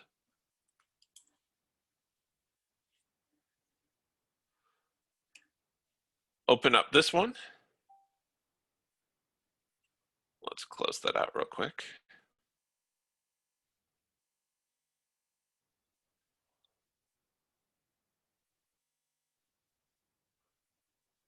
Same app as before, but this time I've got a chart for some of my expenses. So if I say I got a sofa for $1,000, got ripped off, it'll add that on there. If I say that I got a car for $1,000, not so bad of a deal. And you can see that we've got a little chart that sort of maps all of that out here. Now, something I might wonder is, okay, we just learned a bunch about performance. How much is adding chart.js adding to my total bundle file size? As I add more and more dependencies, I want to keep track of that because I want to keep an eye on my performance, because if my bundle.js gets huge, I want to know why. And to do that, we have a plugin. There's a ton of extra plugins that you can get for Webpack, and we're just kind of showing you that process. So in our package.json, also listed under our dev dependencies, is this plugin called the Webpack Bundle Analyzer. And to install it, all that we did is we required it right here, and then we plopped it into our list of plugins. And when we do this, let me make sure there's actually a web server that pops up to show all of this for us. So if we visit localhost :1234.8, it'll actually show us all of these different parts. So this big outside square, that's the bundle. And then we can see the different parts of it. So we can see that actually Moment, another aspect that we use here, look at how much of our app is just done with Moment. Like if we click on this by itself, you can even mouse over this for some of the different areas. We can see that there's all of these different pieces to what we're doing. Sure, chart.js is a big portion of that, but Moment is just as big of a piece, and it might do that just because of dependencies that chart has itself. Because we don't, if we look in our package.json, depend on Moment. We don't depend on Moment. If we look inside of our node modules and we look at chart.js and we look at its package.json, if we scroll down into our list of dependencies, it should be in here somewhere, we can see that chart.js depends on Moment. So even if chart.js doesn't seem that big by itself, the fact is that it sort of snuck in this other huge dependency that we're relying on. So that's going to increase our size a lot. So this is why we like something called tree shaking, and why we're going to start moving towards looking at pure functions. There's probably a ton of the Moment library that we're not using ourselves, especially if, let's say, we're just making some software and it legally can only apply to people in the United States. Chances are we are sacrificing a lot of performance by shipping through all these locales that are not US specific. We just care about operations inside of the United States, and all of these extra locales are just providing more space that we have to worry about. So chart.js by itself, not that expensive, but because it brings in Moment, it has to do that. Now, some libraries support tree shaking, where Webpack will pull out only the pieces you use from your dependencies. So if you've got 100 different functions, but you only use 2 of them, it will only include 2 in the bundle. And that way you can keep your file size down, which means your performance is improved, which means that your JavaScript gets to the site faster, or your customer faster, which means they stay on your site, which means they convert to a customer, which means you make money. So very practical applications. Now, pure functions are a way that we describe functions that are determinate, that you might say don't have side effects. They don't have side effects. Another thing is that they are deterministic to an extent, or they don't have side effects would probably be a good way to put this. So for example, if I have a function add a plus b, or aab,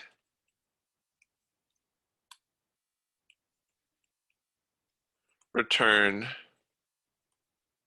a plus b, this is purely a function of its inputs. And in fact, we're not even changing the inputs. A always stays the same, B always stays the same, and we just get a result from that. So const C equals add 2 and 3. Nothing else is changing. Now, another pure function might be function add 3, where we pass in 1 and then we just return a plus 3.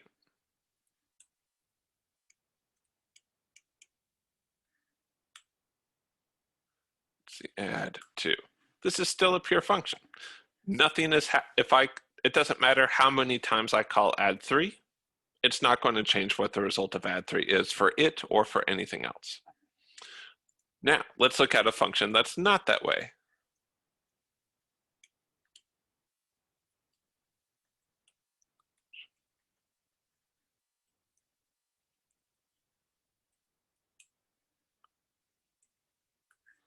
So now,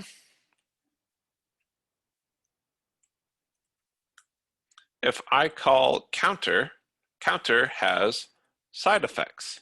Things outside of it are having different results. When I call count, uh-oh, something outside of me changed. And so this becomes harder to reason about, and relating back to our tree shaking thing, if we have all of these functions with side effects, we don't know which ones we can pluck out and which ones we can't, because we don't know how they interlace and affect each other. Because some things might affect each other and we might need to include everything. So we want these pure functions. They're easier to reason about because we can look at the inputs and then know what the outputs are going to be. If I look at this add function, I know what the output is going to be when I call counter, just by looking at it. Even with add 3, I know that. With counter, depends what's happened in the rest of the program, because I'm not sure what will come back. And so that's an example of having something with a side effect. So other common side effects are if you talk to the database. That's a side effect because you've got this persistent state going on. You make changes to the database and then you're getting information back from it. A lot of UI events have side effects. So a lot of the libraries we want to use, we want to be closer to this add function where things are pure, where things are purely a result of the inputs that we give, because that lets us say, oh, we can just pull this function out by itself and we don't have to worry about anything else it might be entangled with, which helps tree shaking, which helps our bundle size, and it also makes it easier to reason about. But that's kind of why we're introducing it here. Now, all that, let's roll back a little bit. We want you to practice using the Webpack plugin as well. Now, there isn't too much to it. If you look inside the package.json, we've got this whole app already set up for you. What you're going to need to add as a dev dependency is the package analyzer. We just want you to be able to look at the bundle that we're making in this application and see how it works. So you'll notice inside of the public file, we've got a list of assets, including JS, app.js, and all of these different pieces. We want you to just practice with some of that. So, oh, actually, hold on. This isn't the packet analyzer. That's different. This is different. This is a different plugin, and this helps you generate your manifests for your progressive web apps. So it's pretty easy because it will auto resize your icons. If you just have a small amount of them, you can use them. It will do fingerprinting, Remember how we had to set cache versions to specific versions and then we would have to update them? This handles that process automatically. It automatically puts the manifest into the HTML, so we don't have to worry about that. And then it also has hot reload support, which means we don't need to manually refresh the page. It'll handle all of that for us. It'll show us a little bit about how to install it and a little bit of the usage and how to hook it in with some of these different plugins. The instructions, the README, will have a little bit more about that. So we want you to go through the README. We're going to take about 10 minutes to work on this, mostly just following the instructions here. A lot of NPM installs, just some copy and pasting a few different aspects. Then we'll review it. And after that, we'll dive into pure functions a little bit more and talk about that. Cool. So if you have any questions, let us know. Again, more and more of this is going to be handled automatically, or we're going to give you templates that do a lot of this beforehand, but we want you to practice going out there and integrating your own plugins. Cool. Good luck.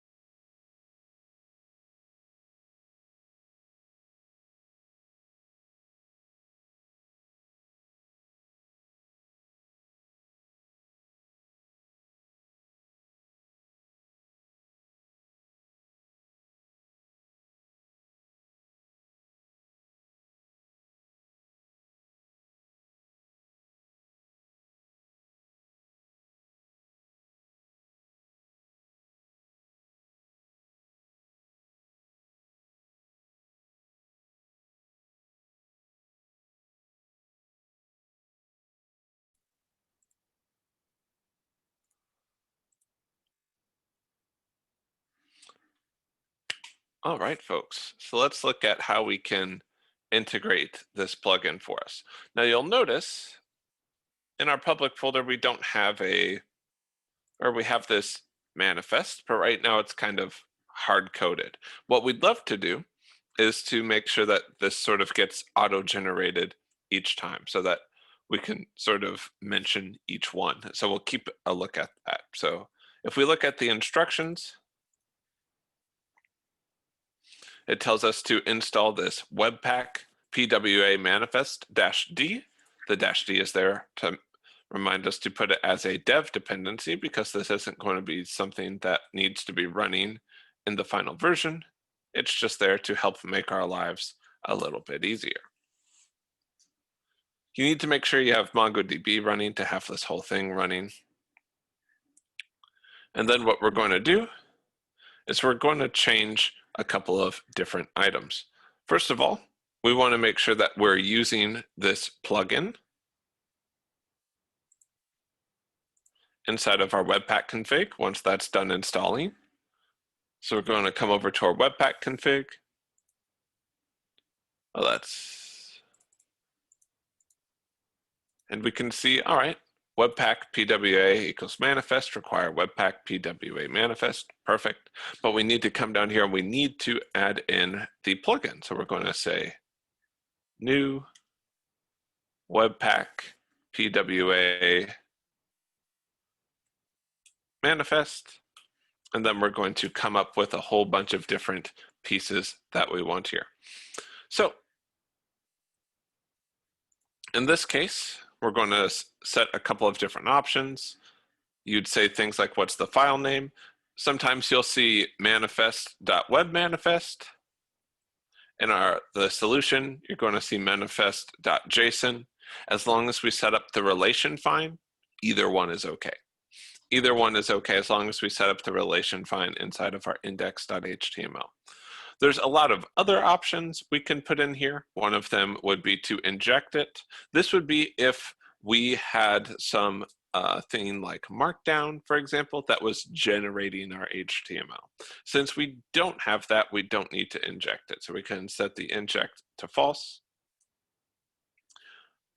We could also set fingerprints to true.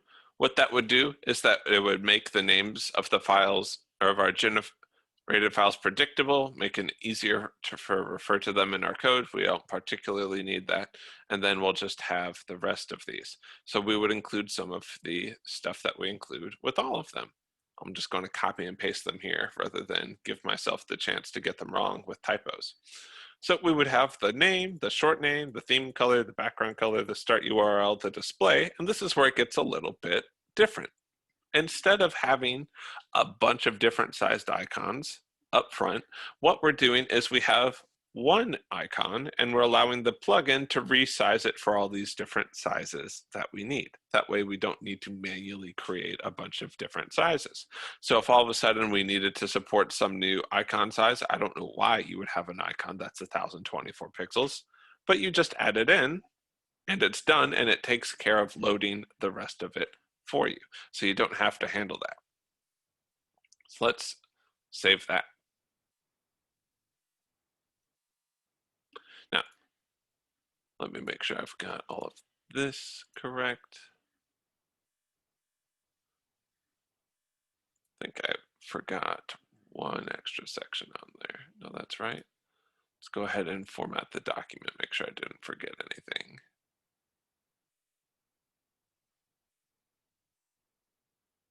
That's correct. That matches up with that one. That matches up with that one. After this, we should have one of these. There we go.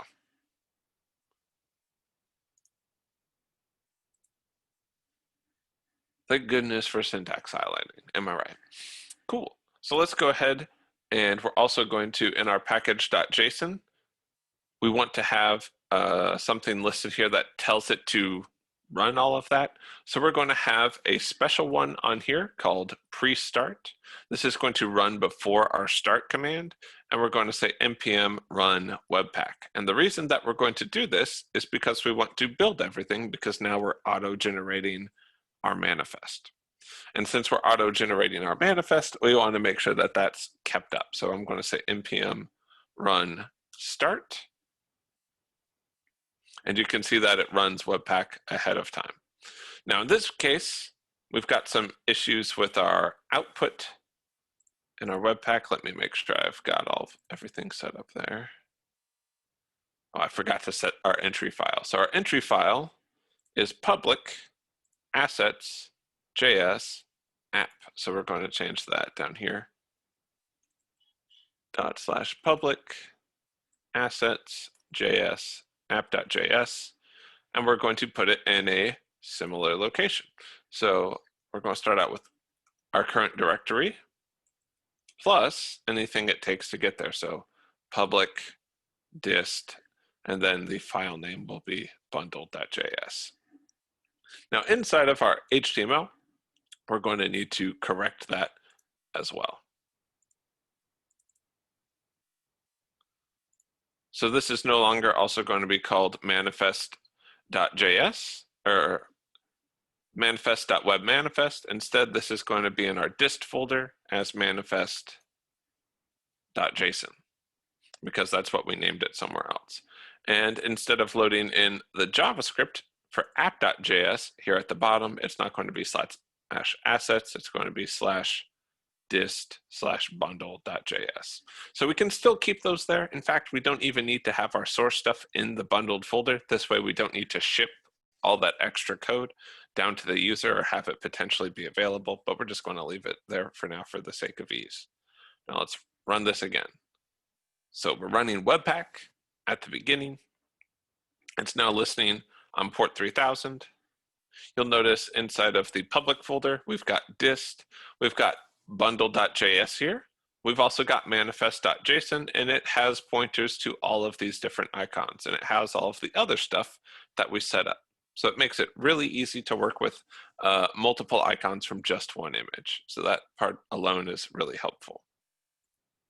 And then if we change anything about it, it'll update that as well. So now if we visit localhost 3000 with our image gallery, let's double check our manifest, make sure that it looks correct. We can see that it's set up there with all of its different pieces ready to go. Cool. Questions?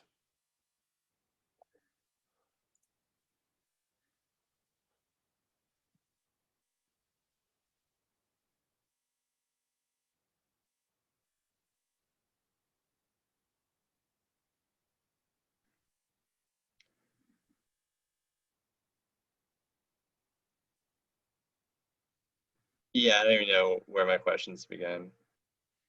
Oh, there's a lot of stuff in here.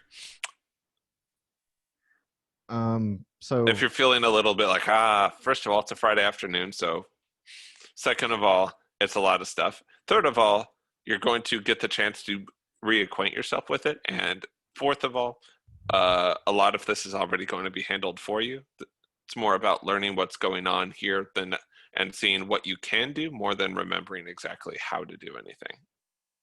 I do have one question. So in the Webpack config.js folder, I just assumed we just put plugins in square brackets, new Webpack PWA manifest. Where did you get the file name inject fingerprints part? So that would be based off of the documentation. So each of these plugins will have different documentation for how to do that different stuff. So if we go to like NPM and we look up the Webpack PWA manifest, which was linked to in the README, you can see, hey, here's how you set all of this stuff up. And then they've got some additional options down there as well. Okay. So whenever you're using any of these plugins, you'll always want to check their documentation to see how you use them. Some don't require much setup, like the chunk analyzer that we saw earlier. And some of them will require a little bit more stuff like this manifest generator.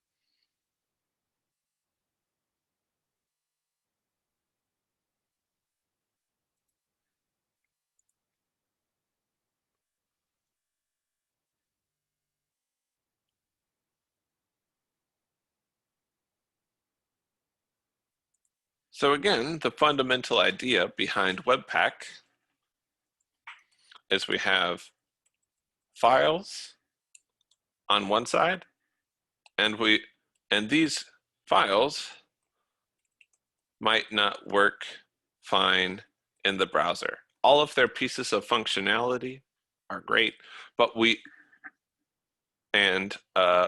might have some stuff that we want to auto-generate. So we might have files or pieces of information, and those files or pieces of information by themselves can't do much.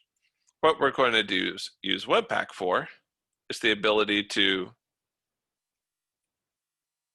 generate files that the browser understands based off of our source files and pieces of information.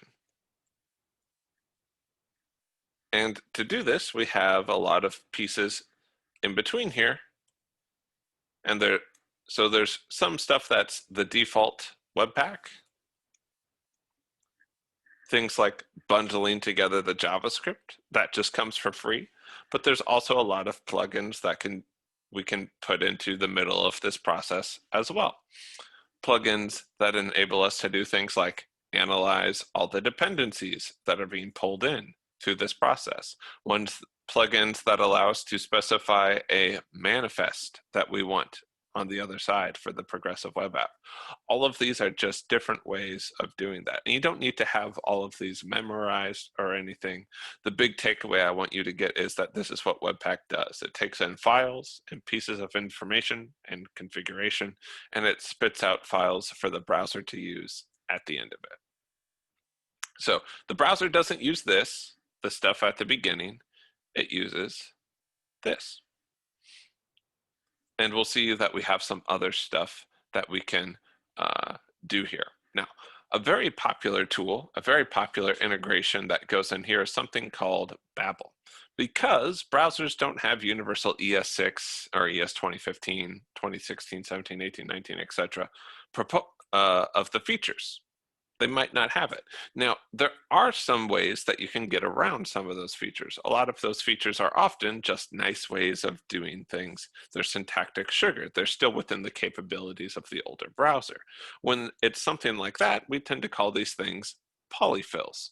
Polyfills are a way that you can sort of fill in for the other browser how to do something, or at least to simulate it, so we can keep a lot of our functionality and write our code in these futuristic versions and then backport it if we need to. I believe I've talked about Babel a little bit already. So let's look up Babel.js. From the name, the Tower of Babel, where you take a bunch of, where you had one language at the beginning and then it got split to a bunch of other ones. Except it kind of, so it's all about transpiling.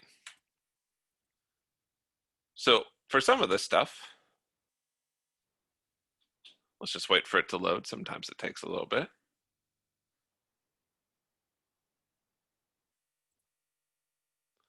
So here is something I've written in ES6, where I'm using template strings, I'm doing object destructuring, and this is what it looks like if you don't have access to those things. You can still do it, it just takes some more work.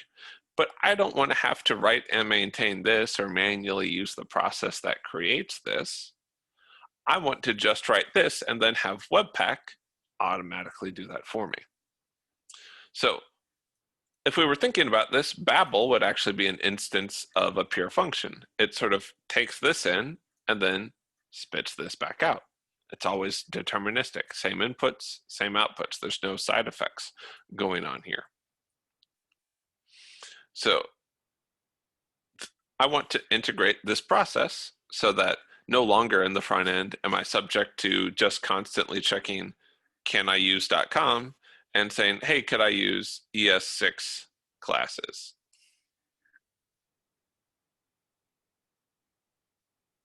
And it says, sure, as long as you don't target Internet Explorer, which you might argue, maybe we shouldn't target Internet Explorer anymore. That's a different conversation. But if you're forced to, you would still like to use some of the benefits of that. And then you ask, hey, can Babel support that? If I make a class here, and I say class A, and class A has a method called add, where it takes in A and B, and it returns A plus B, it works. We have a way to represent that Internet Explorer will understand. But do I want to go through the process of understanding how to translate all of that and make it work? No, I just want to write this. So this is another great use case for Webpack. We want to integrate it with Babel in order so that we can write in our new awesome syntax and not have to worry about integrating it with older browsers. Babel will handle that so that I can still write this code and not this code when I'm writing something for IE11. Now, if you were handcrafting this code, would you make it the same way? No, this is machine generated and generated in a way where it acts the same and there's no accidental side effects on the side. It should work pretty much the same. So might not exactly look like that, but we now have an automated process to help us with that. So let's go ahead and get started and looking at instructor pure functions. So with Webpack, we're going to add in some more pieces. So if we look at the package.json, we've still got Webpack and Webpack CLI, but then we've got a small cadre of packages related to Babel. Now, is this the kind of thing you put together yourself? Not very often. A lot of times what you do is you go to GitHub and you sort of copy all of this from somewhere. We're not expecting you to be Webpack experts by any means. We just want you to be kind of aware of what Webpack can do so that you can respond to like an interview question about it. So the Babel loader, going back to our previous thing, is going to take in ES6 JavaScript files or ES6 plus, things that come later. And on the output side, we're going to get the ES5 or earlier versions of those files. we're going to have a translation going on in between. Now to set that up, Webpack itself doesn't know how to do that. Webpack itself just knows how to sort of set up the structure for all of this. So instead what we do is we offload it to these other dev dependencies. And if we look inside of our webpack.config, our entry is the same, our output is the same, the mode is the same, but we're going to add in this extra thing called a module. And the module helps us as we're piping in stuff that's not native JavaScript that we want to work through. So this looks for anything that is either .mjs or .js files. .mjs is because some modules are written that way. We don't want to include our node modules folder. And then we want to use the Babel loader. And all of our options are sort of handled by this preset environment thing we set up earlier. So the loader is what's going to take in, let's go back there. These ES6 plus files, when it gets passed into the loader, that's what will actually do the translation into the ES5 files. So if I take this section right here,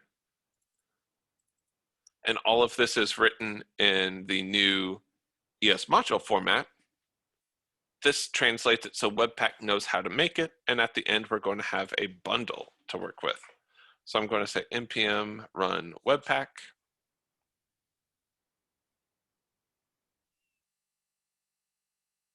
And it's going to emit at the end of that. Oh, that's an 18, we don't want that one.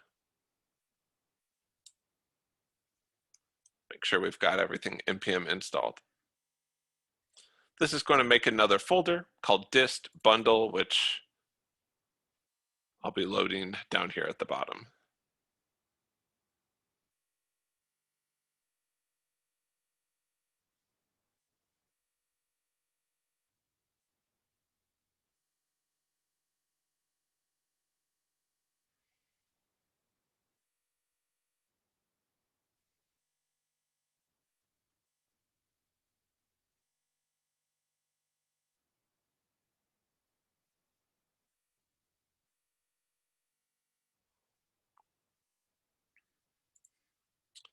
Let's run this really quick. Not server.js, npm start. Actually, it doesn't like that. Npm run Webpack. There's a popular plugin also out there called Webpack Dev Server, where it will actually serve all of your files like it's a static web server, which is helpful as well. We'll see that more in the future. Cool. So we made this new dist file. It's got bundle.js, and all of this code will run on Internet Explorer 11. Now, do I have Internet Explorer 11 installed to show you that? Of course I don't, right? And a lot of people have dropped support for Internet Explorer, but the point still stands. You want to be able to target older browsers with newer versions of the stuff you have. So if you're looking at some of the ES 2020 features, let's go look those up real quick.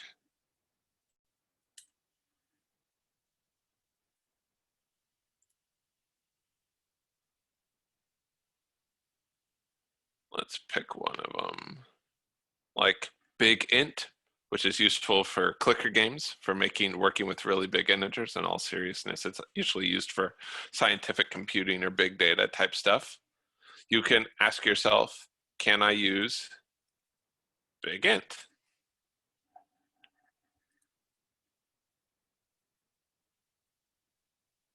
And for certain versions, for the most recent versions of Edge or Firefox, sure. But for older versions of Chrome or certain versions of Safari, no. So what you want is to have graceful fallbacks for that kind of stuff. And that's one of the reasons we use Babel. Cool. Questions?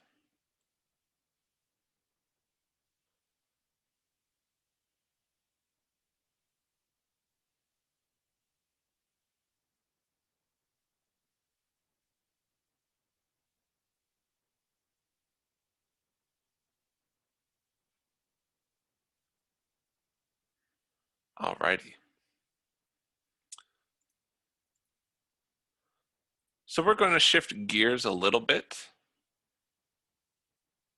And I just want to, with the last 15 minutes we got here before office hours, and we'll review some of what we talked about today during office hours. I want to talk about pure functions and something called functional programming. Functional programming is programming using functions, right? Super easy. Now, when we talk about object-oriented programming, usually we are talking about objects and their methods. And a lot of times what this involves is objects that change over time and keeping those changes sort of locked inside the object and isolating it from the rest of what's going on. Versus with functional programming, we tend to use functions a little bit different. Now, as you progress through your programming career, you'll probably hear more and more about this different stuff. A big idea within functional programming is the idea of immutable data. Well, what's immutable data? It's function that's not mutable data. Haha, great. What does that actually mean? So mutable data, let's provide an example. Mutable data is data that changes.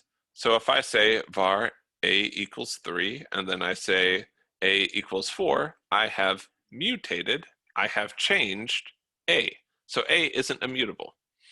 A is something that has changed, versus if I say something like const a equals 3, a's never changing, it's immutable.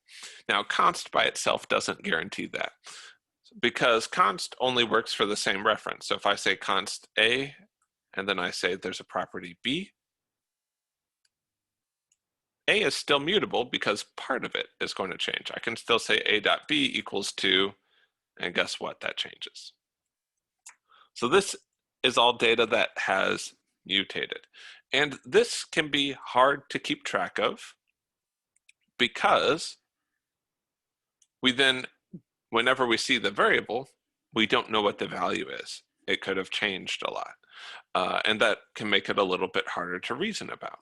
So a lot of times what we'll do, if we have var a equals 3, and then var, and then we do a plus equals 2, instead we're going to make separate variables. So we'll have const a equals 3, and then const b equals a plus 2. A hasn't changed at this point.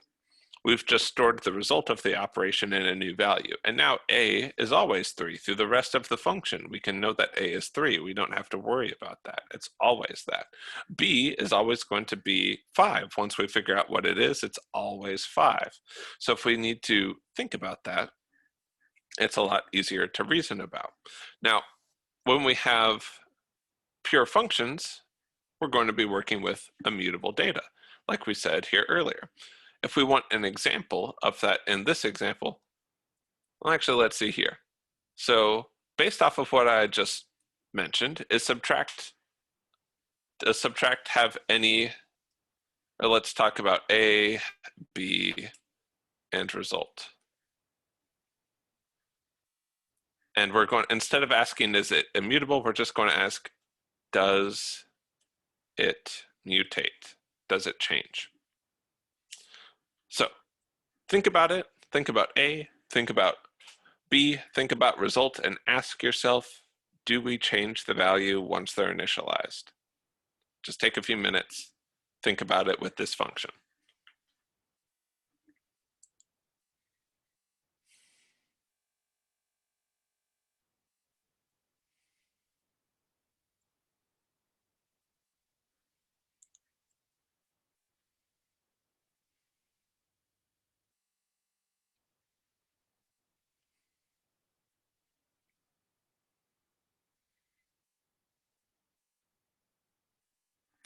All right, now that you've had a little bit of a chance to think about it, let's go forward. So, does A change here?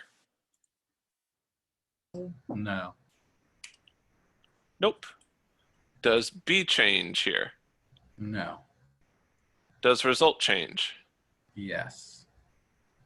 No, because it's always going to be the same result. Right. It's always going to be this. So even though we give it that value, it's being created at that same time. So const comes into existence with this value, and that value doesn't change within the body of this function.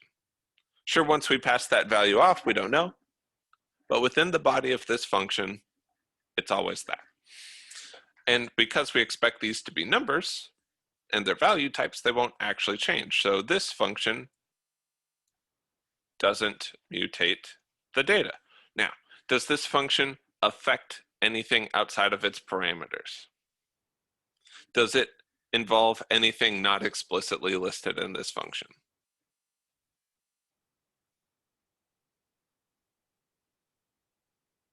Does it have any side effects, is another way of saying that.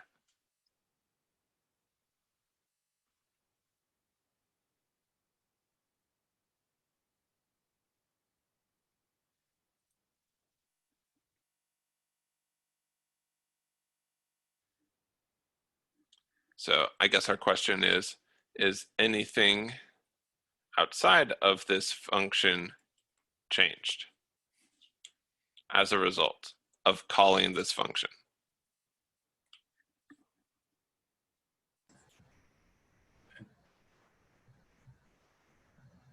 Unless something is using the result as a part of it, then it shouldn't, right? Right, but that's outside of this function. That's not the obligation of this function. This function doesn't care what someone does with the result, but it doesn't change anything inside of it. It just calculates a value and returns it. So this function has no side effects. This function has no side effects. So when it doesn't mutate the data and it doesn't have any side effects, we describe this as a pure function. Now, our programs are full of impure functions, and impure doesn't mean bad. Impure just means it has side effects, and in order to do real work, we kind of need to have some of that. But this helps a lot of our internals of the helper methods we want to think about. We like to think about it like this, because we don't need to think about subtract very hard. We don't, if this is something more complicated, we can just say, oh, it's just a minus b. And then you know that it won't change anything in the middle on you. No other thing will have side effects along the way. Let's contrast that with something else. Let's look at add to list. Add to list. Let's run that same criteria through here. So first of all,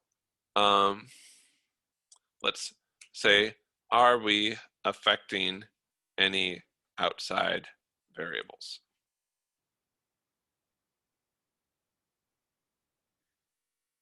Inside of add to list.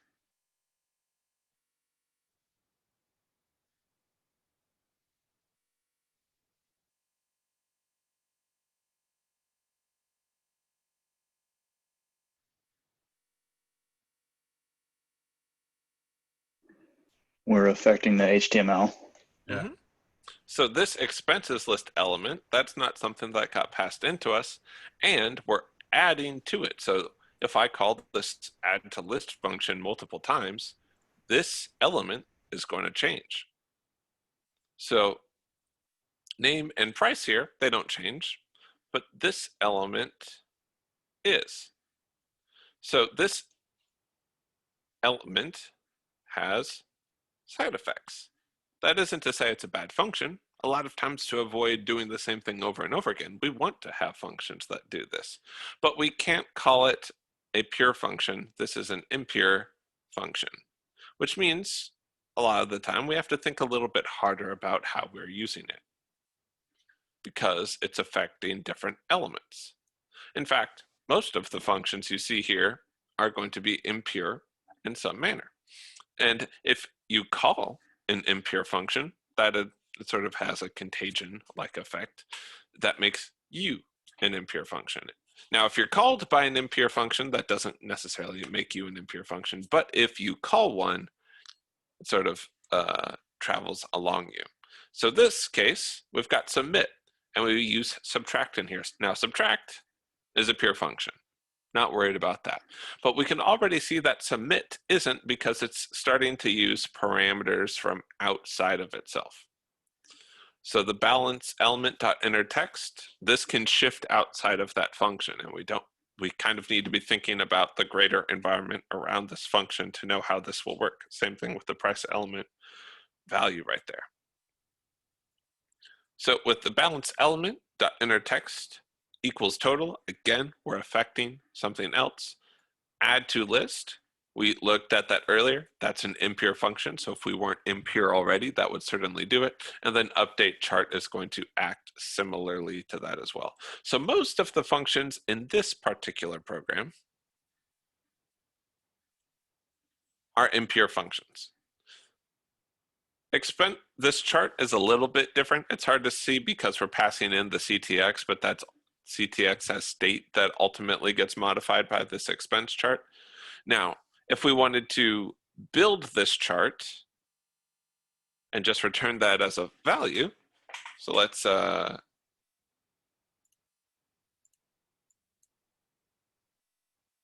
all of these.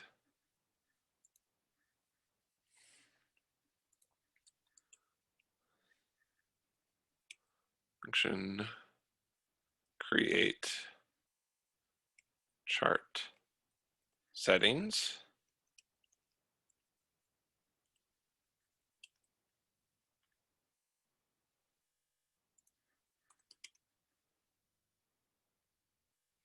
So looking at this one, and let's go ahead and put create chart settings as the second part here.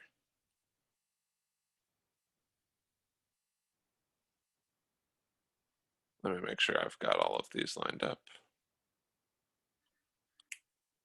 Needed an extra there. Let's go ahead and format the document, make sure everything looks nice. Excellent. So let's look at this one. Is create chart settings a pure function or an impure function?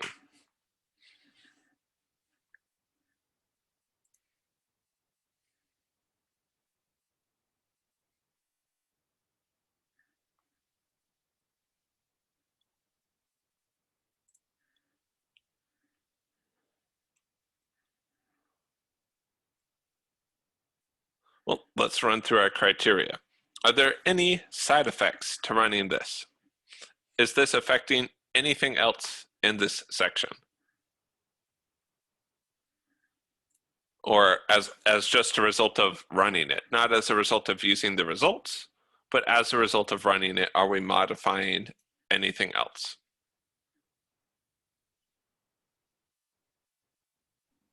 No. No. So we're not changing any side effects. This is a function of its parameters. The thing is, it just doesn't take any parameters, but it always returns the same thing. So that's fine. This is essentially a much more complicated version of a function that looks like this. It's predictable. It's always going to return the same thing for us to work with. So this is a pure function because it's just returning something for us, as is this. Now, this expense chart, being a new chart as a result of all of this, us exporting this value, that the CTX equals document.get element by ID, we're starting to reach out into other things. This whole section is not what we would call a pure module, but most of the stuff that interacts with the DOM is not a pure module, and that's not a problem. We need to interact with the DOM to do useful work. A lot of the times what we want to do is kind of keep this at the sides. So whenever we're doing all of our data transformation in the middle, we want to keep that as pure functions, and then on the outsides we're doing things like talking to the DOM and talking to the database or our web server or anything else. So that's sort of a brief introduction to some of those definitions. You'll probably run into them more in your career as you progress, but I wanted to just kind of bring those up at the end here. Cool. So next week, we're going to be diving into React, which will be pretty fun. React is going to leverage Webpack, but we're not going to really have to configure it ourselves. which is going to be nice. So we wanted to kind of give you some of these underpinning features that were there, but you don't need to worry about all of that working. Now, pure functions are going to show up again. You're going to have to think about those a little from time to time. But React in and of itself is going to be pretty cool. We're going to learn about a lot of neat ways that you can create these really interactive web applications while still keeping track of everything that's going on. Cool. So we're going to open it up for office hours at this point. We're going to take a few minutes just to make sure that we get set up and we're ready to go. If you're going to head out, it's Friday. I'll welcome you to it. We don't have anything planned for office hours. We'll just kind of be answering questions if you want to stick around. If not, have a lovely weekend and we'll see you on Monday. If you are going to stick around, we'll see you soon. Have a good afternoon.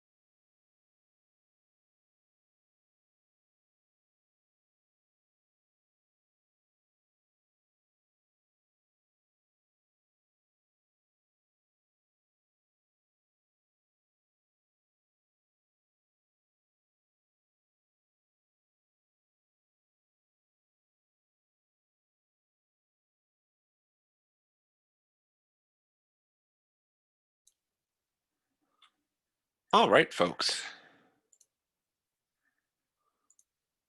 It is office hours, so just want to be able to answer any questions up front if you have any.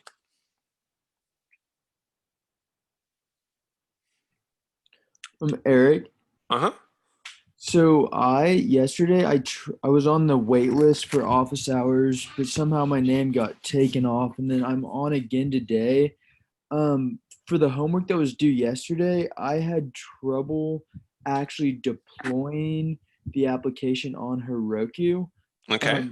So yeah, when I turned in the assignment yesterday, I turned in a copy of the repo and I expressed what was going on. And unfortunately, I wasn't able to do office hours yesterday just because of I was taken off the wait list. I don't know what happened. But what it's saying is that let's see. When I'm on the like deploy section of my app on Heroku, and I try to deploy the branch, on build master, there's kind of like a red explanation mark, and it shows a build log, and I think I'm missing it says app not compatible with build pack.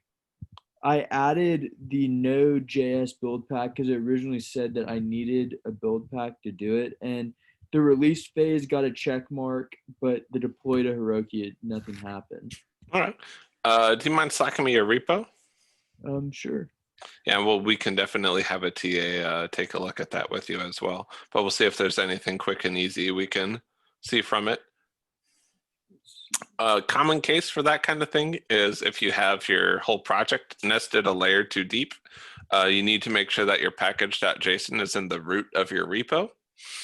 So if you have it nested a layer too deep, it won't know which thing you're trying to deploy.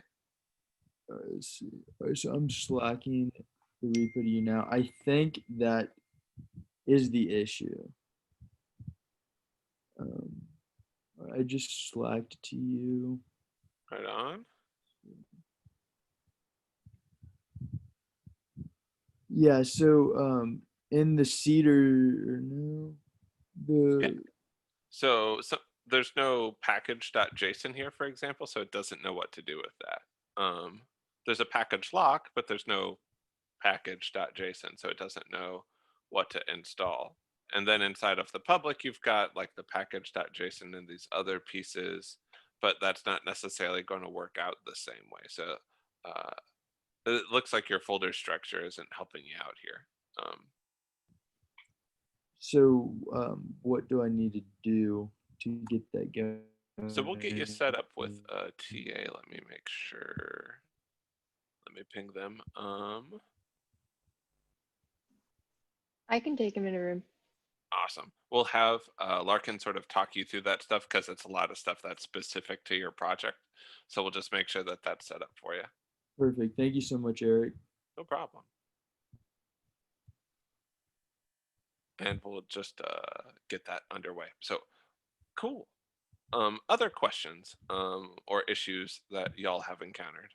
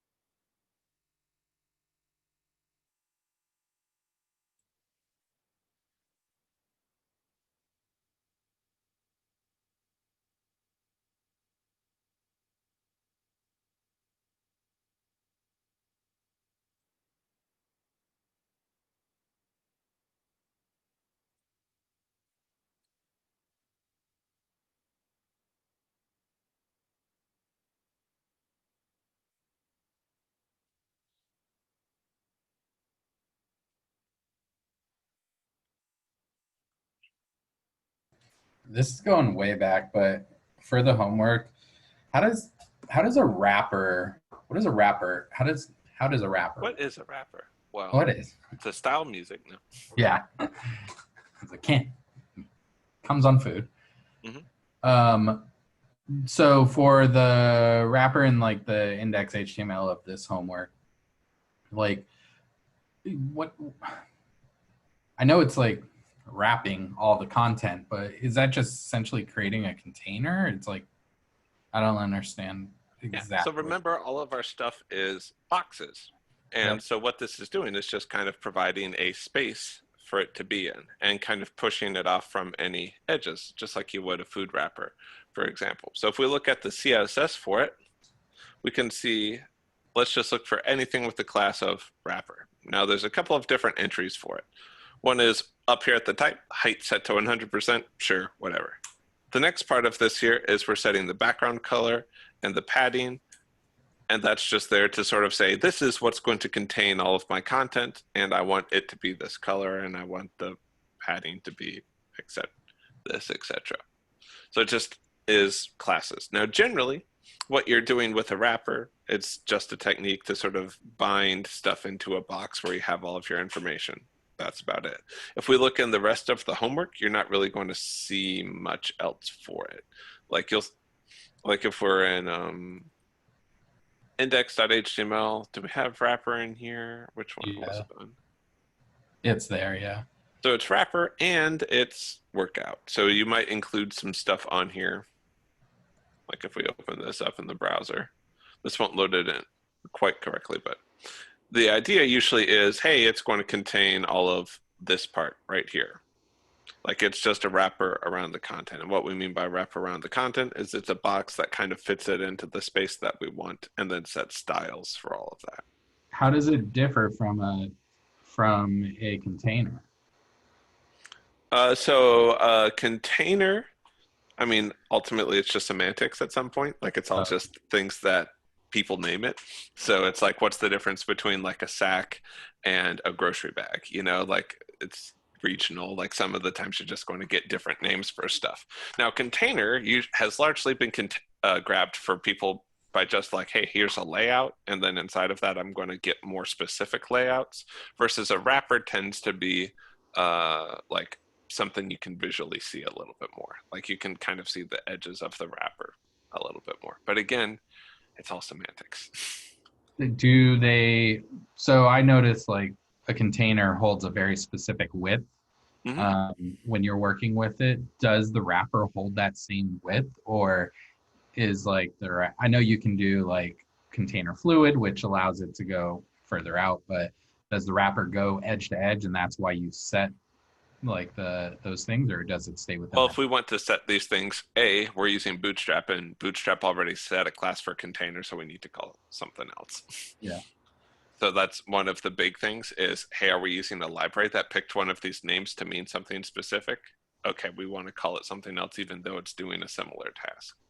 Because a container, remember in Bootstrap, is going to just hold like a bunch of rows and columns. For example, wrappers, not necessarily. So wrappers have a little bit more freedom as to where you can. Right, because we're using Bootstrap in a lot of these cases, and Bootstrap already has its own names. And so because we don't want those names to collide with each other, we don't want to be like, hey, this is my container and this is Bootstrap's container. We're using the same name. We just pick some different names. Got it. And then so that's a lot of times why you see that. Got it. And then when you pick the Bootstrap names, it just comes along with the Bootstrap. Right. So if you're using Bootstrap, you're going to be like .container. And even sometimes people will avoid that, even if they're not using Bootstrap, just because people will see container and go, oh, the Bootstrap thing. So it's a good question. But yeah, that's the thing about the front end is at some level, it's all just semantics because it's just boxes with different defaults based off of what the element is, based off of what your browser decided it should be. And then you've got these class names that are now taken by whatever frameworks you're using as well. And then you have to pick names for it as well. There's a great quote out there that there's only two things that are hard in computer science, caching, naming things, and off by one errors.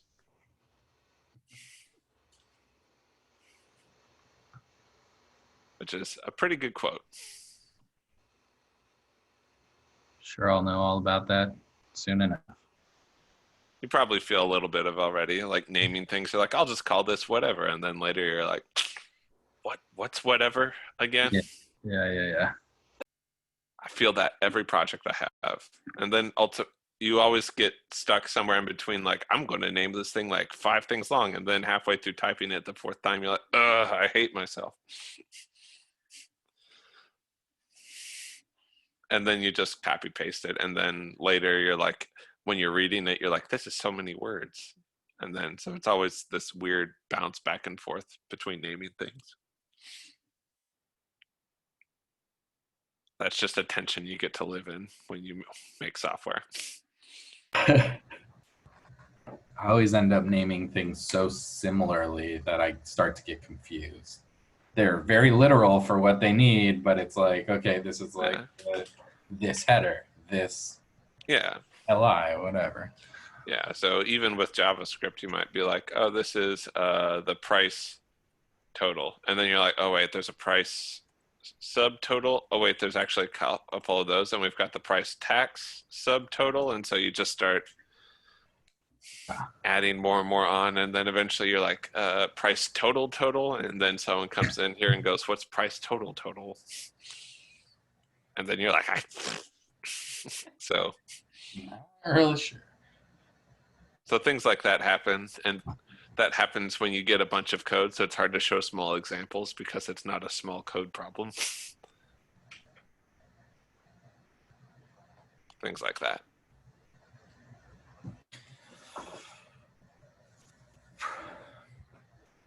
Do we have essentially everything we need to complete this next homework coming up so far? Yeah.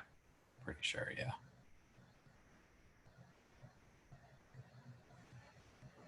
Yep. We're going to, you could look into chunking a little bit if you want to. Basically, it's just some more pre-configuration inside of Webpack. That's about it. Basically, what you can do is you can have multiple entry points and multiple exit points. Gotcha.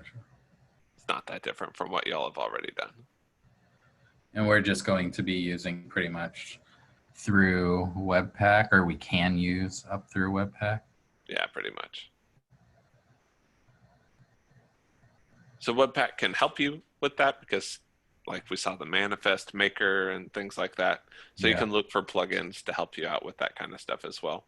The chunking is there. You don't necessarily need to have it. And then the mini project is just something you can practice if you want to. But a lot of this stuff gets handled in like a starter pack or a template that you just begin with already. And you're like, cool. And you don't necessarily need to add a ton to it over time. For example, when we use Create React App starting next week, we're going to, it uses Webpack under the hood. We're not going to mess with it, but it does use Webpack. Nice. And we got about 3 weeks left, 3 weeks and a day. It's wild.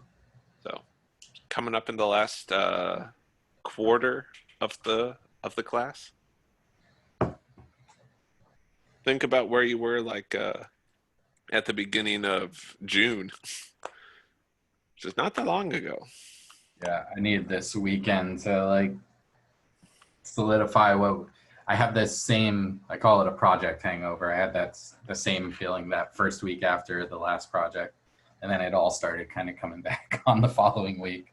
Yeah, that happens a lot. Fortunately, the only thing you really need for Project 3 that you didn't have with Project 2 is React.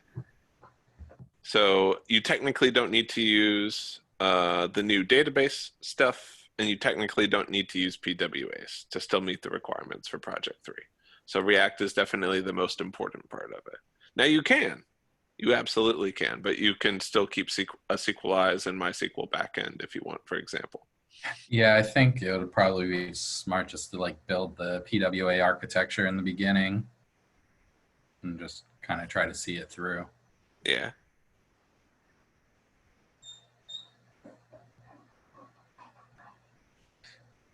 Speak. All right, y'all. Have a good weekend. Thank you. Have a good one, Matt. Yeah, cheers. Other questions?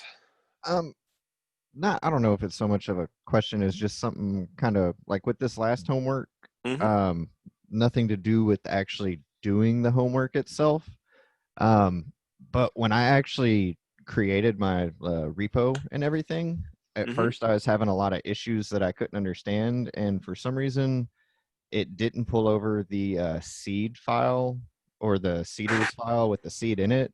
So I got that uploaded, and then I realized that, and this never happened before, that it didn't have like the workout JS or the workout style CSS. And I don't know what could have made that happen, because I've never had it where it didn't put every file in my repo before. So yeah, that's odd. It got me off to a slow start. Yeah, I can do that. I'm not sure why that would be. It might be like a weird issue when you were copying it from the folder to the other folder, but or you might not have added every way in the way, and for some reason, but Yeah, that's a good thing to check early on. It's just like, is the file there? Yeah, that would have Like, helped. there's a certain humility that you develop the more you've programmed, because my pride tells me, oh, Eric, you're smart. You would never forget something, and I'm wrong. And the pride is wrong. And so a lot of it is looking at myself and going, I am that dumb. I would do that. And that's okay. And that doesn't mean I'm not smart at doing other stuff. It just means I forgot this time because I'm a fallible human being. And sort of trying to take what for me, what's my ego in it? And I'd be like, yeah, I could do something really dumb. And teaching has actually been really good for that, because I have an opportunity to fail spectacularly in front of 30 people every day.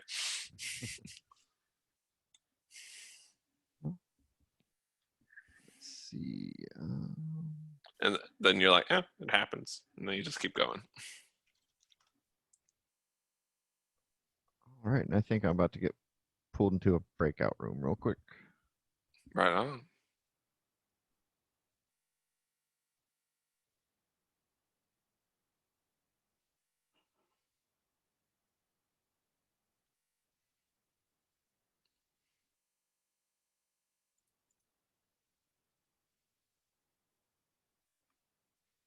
Any other questions, folks?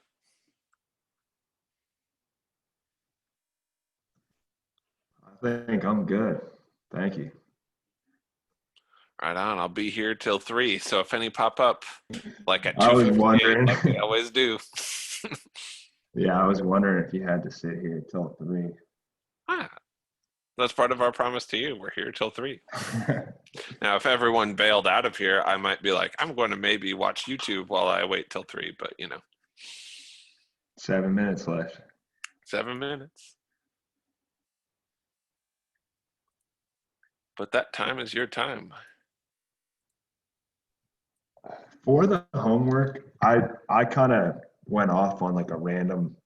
I don't know if I did it the way we're supposed to, but I made the query for the pages with the graphs, the stats pages, and I made it based on dates. So like if it was on Sunday, the beginning of the week is Sunday. So I said, if it's between whatever day it is in Sunday, then take that information and import that into the graphs. I don't know if I was supposed to do that or not.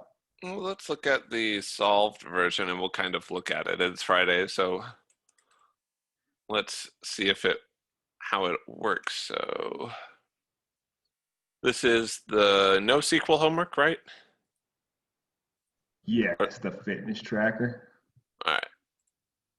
So let's go over to our good friend Master, and without flashing the solution.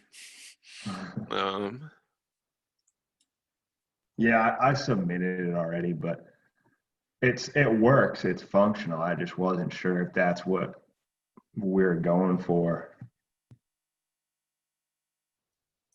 Well, the thing is there's a lot of latitude, especially in there's these later homeworks about how you accomplish things. Right. So let's go localhost 3000. Oh, and here's the fun thing. You have to get rid of your service workers. So you have to go like, actually, I shouldn't have one of these right now, because it just sticks around and you have to be like, no thanks. There it goes. So if I've got all of these, let's see. I'm in the mood for some cardio. Sure, I can run 5 miles in 10 minutes. That sounds just like me. That's not true at all. Let's make it a little bit more realistic. There we go.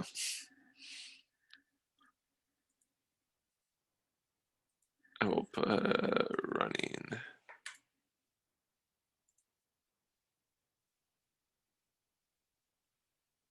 Cool. And so you were saying that inside of your routes, what were you doing? So there's a route called API/workout/range. And I saw in the front end, and I think it's a stats file, it says like get all information from the back end. But I put a restriction on it so that it would be between, like, today's Friday, so it would be between Friday and Sunday, like the beginning of the week, which I think was the second.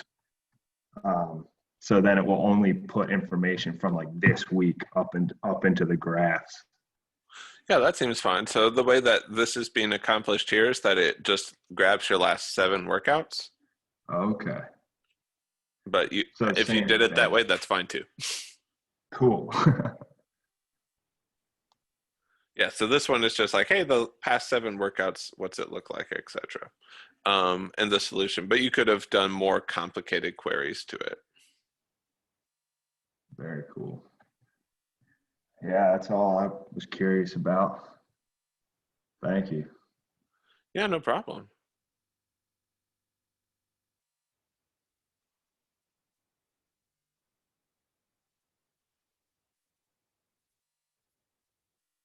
Seems like everything is made by MIT. They do make a lot of stuff, but the MIT license is just a style of license. It's not actually licensed by MIT. Oh, okay. For some So reason, it's I a type of college. license. It's not necessarily that they're making everything. Gotcha. That makes more sense.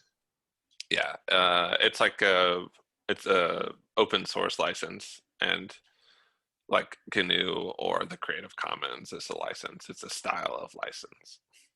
Gotcha. I forget exactly what it is. So let's see. It's one of the default ones that they like to throw around there. So it's I see Babel. Babel has an MIT license. yeah. Let's look at it. License terms. Permission is hereby granted free of charge to any person obtaining a copy of the software and associated documentation files to deal in the software without restriction, including without limited the rights to use, copy, modify, merge, publish, distribute, sublicense, and or sell copies of the software, and to permit persons to whom the software is furnished to do so, subject to the following conditions. So basically, it's like, hey, you can use it however you want, except for, and it's basically a little clause that it's like, hey, this, you can't sue me for it. I'm not responsible for it. So it's like a very small amount of legal protection that says, hey, you're using this as is. I have no obligations to you. Gotcha. Well, you read that quick. You could be one of those like advertisement with the medications with like, if you have this. Yeah. So I'm not a lawyer, but that's my takeaway from it. All right. Well, it's 3:00 pretty much. So yeah. You have a great weekend. Enjoy you Friday. Thank you.